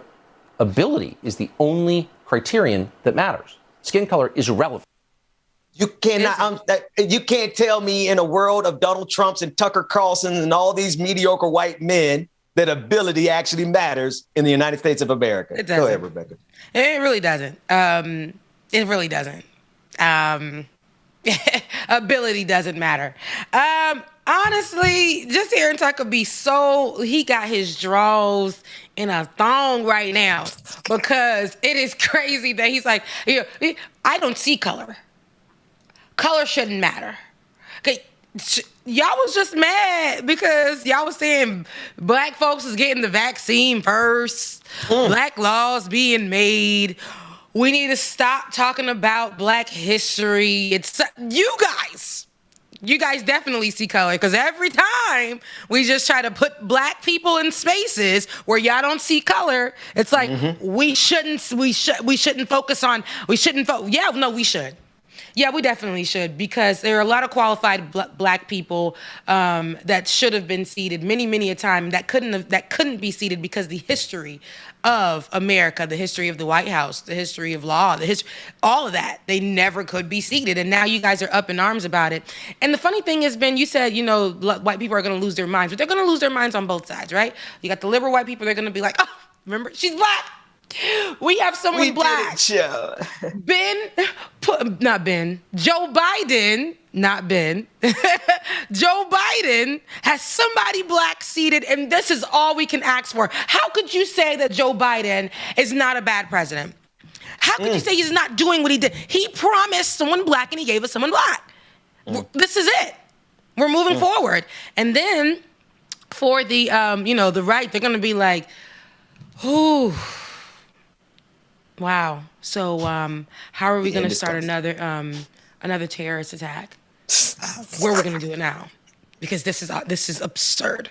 They're going to be packing up. They're going to be, packing up the streets. Till this day, when I go home to Palm Beach, they still on the bridge holding up signs talking about Donald Trump 2020.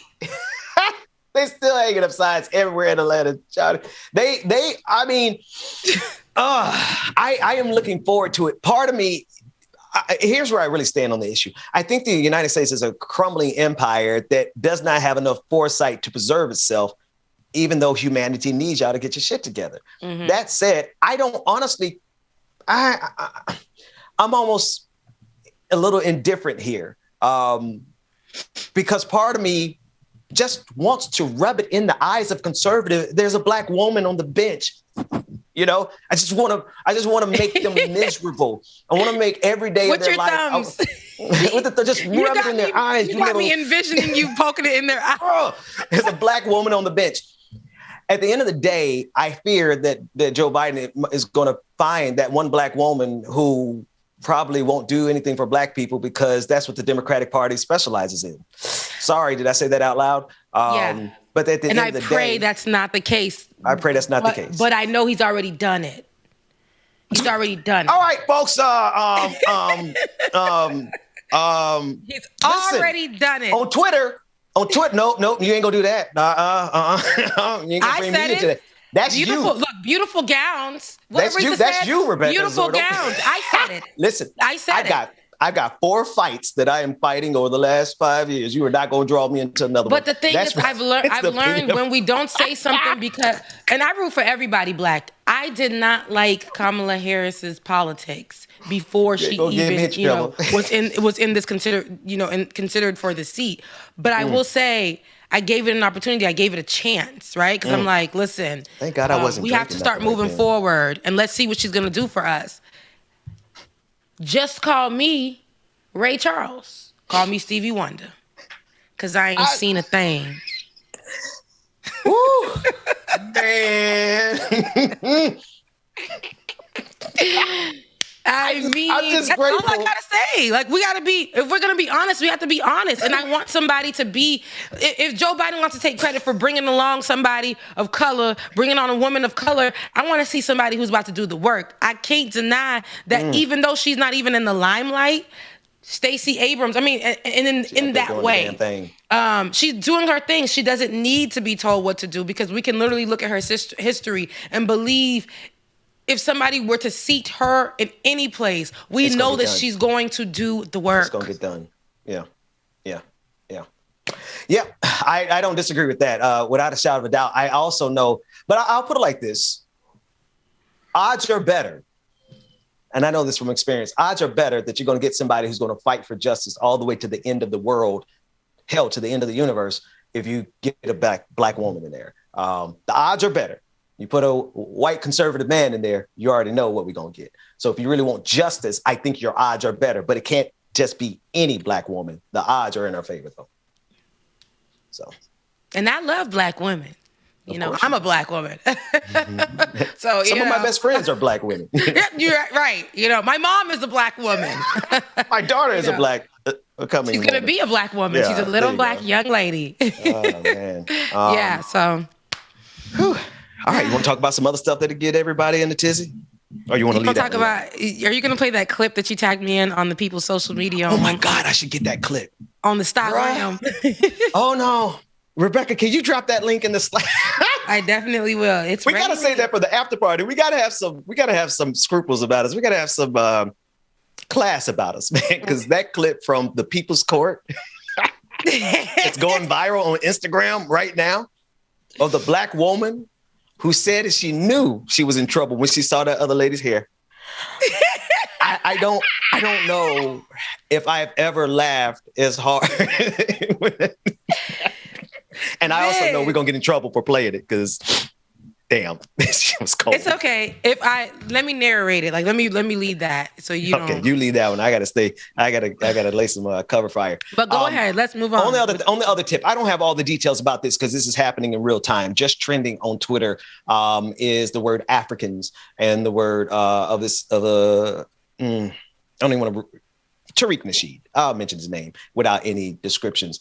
The reason this is important for me to bring it up here, Rebecca, is because you and I, we're both Black folks are of the diaspora. I don't care where you are, you're part of the diaspora. And those are, for those who don't know what that word means, it basically means that we are people who have been removed from our home and dispersed across the globe. Right now, there seems to be a brewing argument, a new one. It's always every so months we go through this where there's the divide and conquer tactics, pitting African Americans, Black people born in America who are the descendants of survivors of slavery, pitting us against those who are the survivors of either slavery and colonialism or survivors of colonialism. But we're all survivors of white supremacy. It blows my mind. It boggles imagination that at a time when we need the most solidarity, not only across our own race, but all the races, it makes absolute no sense to me for us to facilitate a conversation that's about nothing but dividing the diaspora and getting us into the diaspora wars. And this is what's trending. So it's the conversation on Twitter about, the usual stuff. Black immigrants are doing this. Black immigrants are doing just anyway, Rebecca, what you got? But why is this being brought up? And here it's like, because there's a 14-hour Twitter space that's still going. I'm trying to find it. With nearly 5,000 people in it, where they are discussing the problem. Twitter Space is Clubhouse thing on Twitter. It's Twitter's version of Clubhouse, yes. Okay, gotcha. Yeah. And so it's been going on since last night. I popped my head in real quick to see what it was about, and it was about 2,000 people. And then when I woke up this morning, it was about 4,000. I don't know where it's at now or if it's still going. You're probably all yelling and screaming in the chat. Yeah. And it's doing nothing to help anybody of any especially right now. Back then, it was hard for people to actually have healthy conversations surrounding the diaspora, being black in America, being recognized as, a black person from outside of America, or being raised as a different nationality. It's just so much. But then when we sit down and really just look at it, like you black just like me. Like the police officer, he saw you and he didn't give a damn because you black just like me. You got history where you guys were enslaved and brought here just like me. Like what they say online where it's been a little quote where the only difference between us is just a different boat stop, on the line after they picked us up and threw us on these boats, but it's a different stop. Some of y'all stopped over here. Some of us stopped in the islands. That's just what that is. All of us were forced over here, or a majority of us were forced over here. And a lot of us were slaves at one point to the white people, whether they were French, the European, the Spanish, and whatever it is, we all were forced here by people that didn't look like us. And that is problematic. And then to land, and understand this, black folks, to lands where people already inhabited those lands. We're talking about indigenous people who were mostly killed off of their own land. Yeah. So now we're over here. They're trying to create a division between us and the indigenous people. This is what was going on. There was so much happening in this time. So I think that this definitely hurts our moving forward. That's right. Understanding that blackness, again, is not a monolith. We are moving forward. Like, we are beautiful in black. If we can say that black comes in many different forms, black is just not one way. If we can understand that, we can move forward. And if we can appreciate the fact, like back then, we were taught not to be this a certain kind of way or this certain kind of way, because if you act like a black American, this was what we were taught when we were younger. If you act like a black American, you're gonna get in trouble. So we had to, being a Haitian with the Haitian accent, we had to try to mimic how white people spoke. Yeah. And now realizing this is all just ridiculous division that was created, and then not knowing that so many of the black Americans are being told, but you're American and they're not. They're all coming over here and stealing your jobs. That's right. But again, when the police officers look at us, when we don't say anything, they don't recognize the accents from either one of us. They just see black people. They see target practice, right? When we're going in for a job, they don't give a damn about your accent. They want to know about that skin color. After they see the skin color, now they can move down the line. And how this educated black person who just may have a country accent talk. So now they're checking those boxes as something bad. Now, this one's an immigrant. Checking those boxes as something bad. We all are fighting the same fight here. So to echo what you're saying, do you remember our brother? He was a worship leader, the black man who was killed, Botham Jean. Yeah. He was an immigrant from St. Lucia. He was born in St. Lucia, came to the United States. And when that white woman pulled the gun and shot him in his own apartment, do you think she qualified whether or not he was a descendant of slaves? No.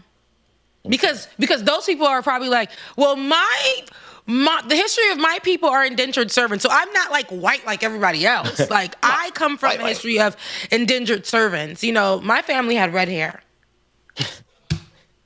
Rebecca, you're awful. Because I ain't gonna tell you. See, but these are the arguments. They're stupid online, but there's so much stupidity happening. Wait, I gotta stop. The best kind of shade is the one where you have to think about it for 1 second. Not the splits, like not the one that you laugh instantly, but the one that takes you a split second because you're evil like that, Rebecca. Keep going. Those are the white folks is arguing about that because they want to be oppressed so bad on the internet. You think that we want to be keep talking about our history of oppression? No, we want you to be reminded of that. We're trying to move forward in our lives, but we can't. But y'all can't move forward because y'all never really acknowledged it. Y'all being America. So don't drag us into the divided conversations and stuff. We're trying to move forward from that. We are trying to realize that, listen, there are black people in America.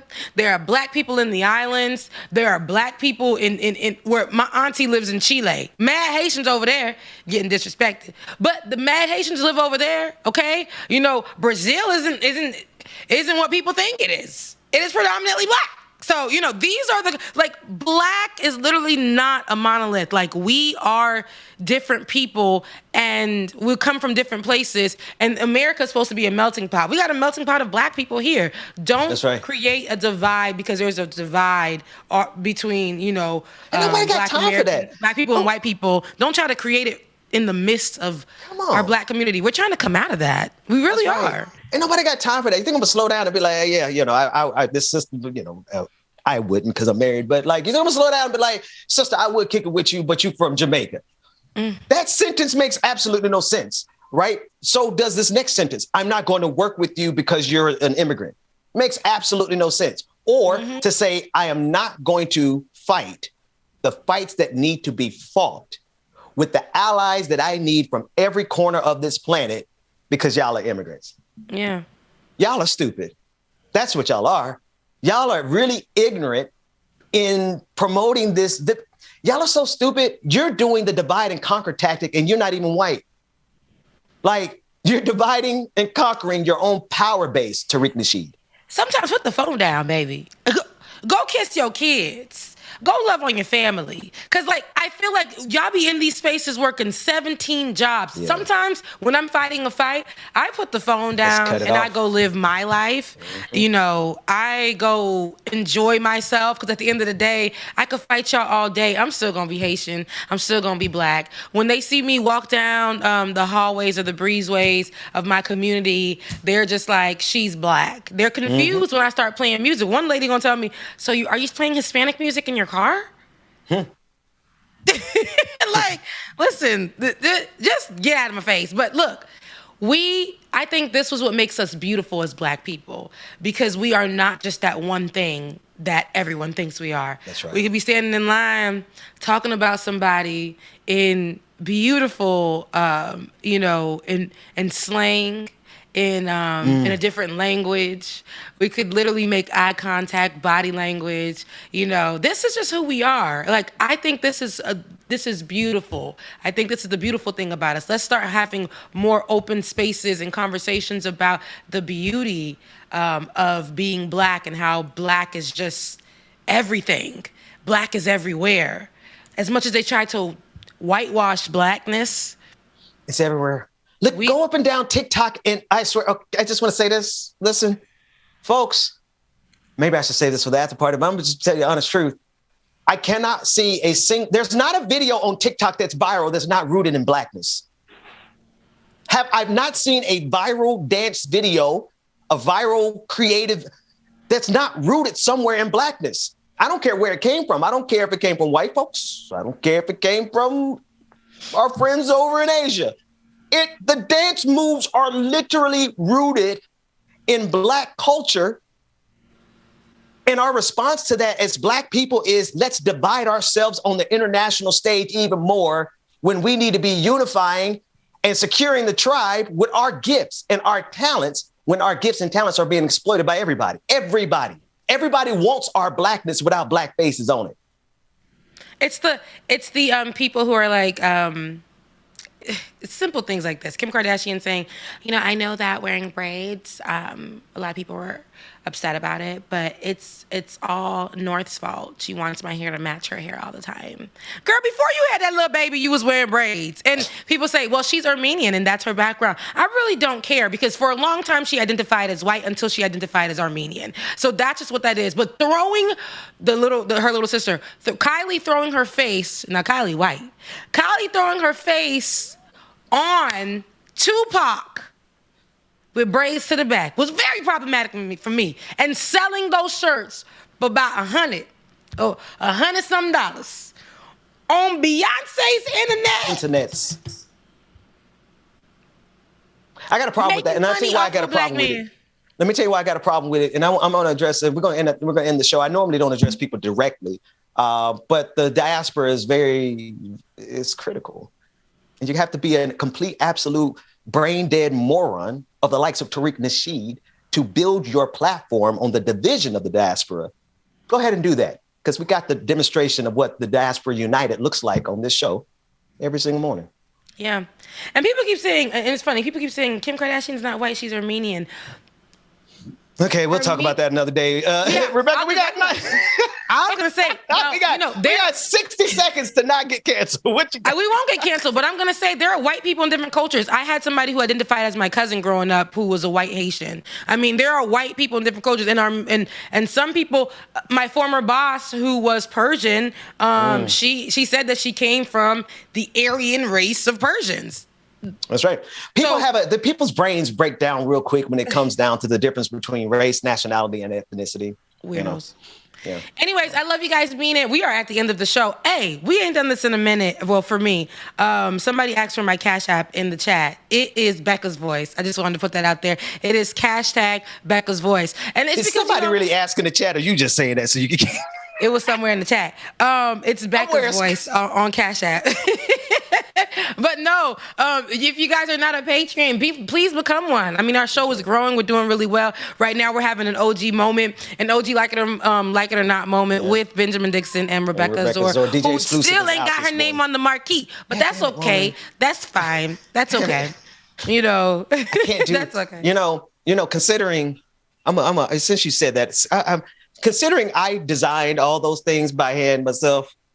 Give me a couple years. No, I'm joking. I'll get it done. Yeah, years. I'm like, you ain't about to say a couple days. It's been a whole year. It's been a whole year, so I can't say nothing. You've given me enough time to go do it. I'll get it done. Yeah. Love everybody. Mean it. We'll see y'all tomorrow. Love you guys. Mean it. Yeah, it's Thursday. We will see you guys tomorrow. Rebecca, I was going to ask you. You in charge.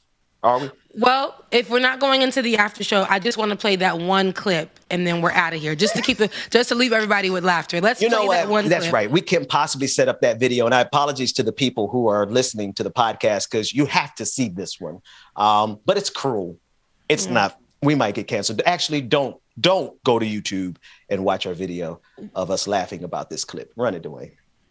Loses, gets nothing. Ms. Howard, what are you thinking? Play some music. She lied, and I should have known better when I seen her hair. I got to feel you were somewhat worried, weren't you? I mean, $9,000? I wasn't worried because... Get us out of here! Go home! I love you guys. Bye.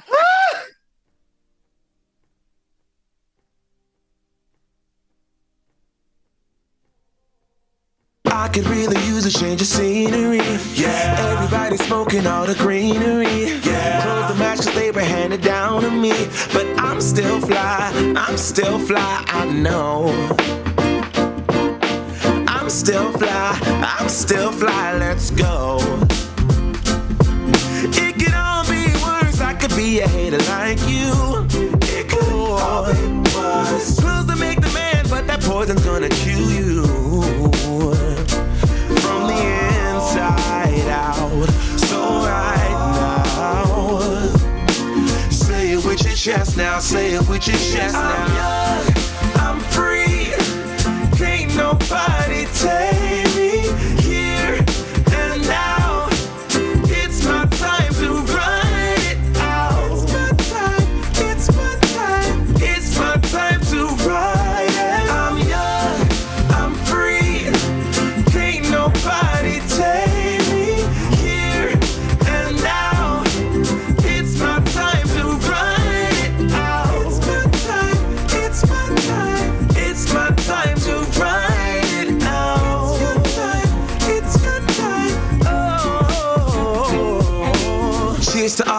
greatest, cause you proved to me that rising to the top was my destiny. And you can see whatever from behind me, but I'm still fly, I know.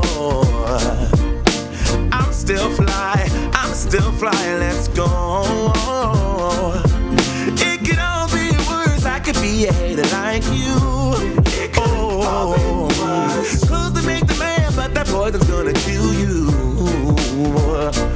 From the inside out, it's time to say it with your chest now, say it with your chest now. I'm young, I'm free, can't nobody take me here and now. It's my time to run it out. It's my time to ride it. I'm young, I'm free, can't nobody take me here and now. It's my time to run it out. It's my time to ride it out. It's your time. Oh, if you're on the bus, say yeah. If you're on the train, say yeah. If you gotta walk, say yeah. Everybody's going somewhere. Young or old, I really don't care.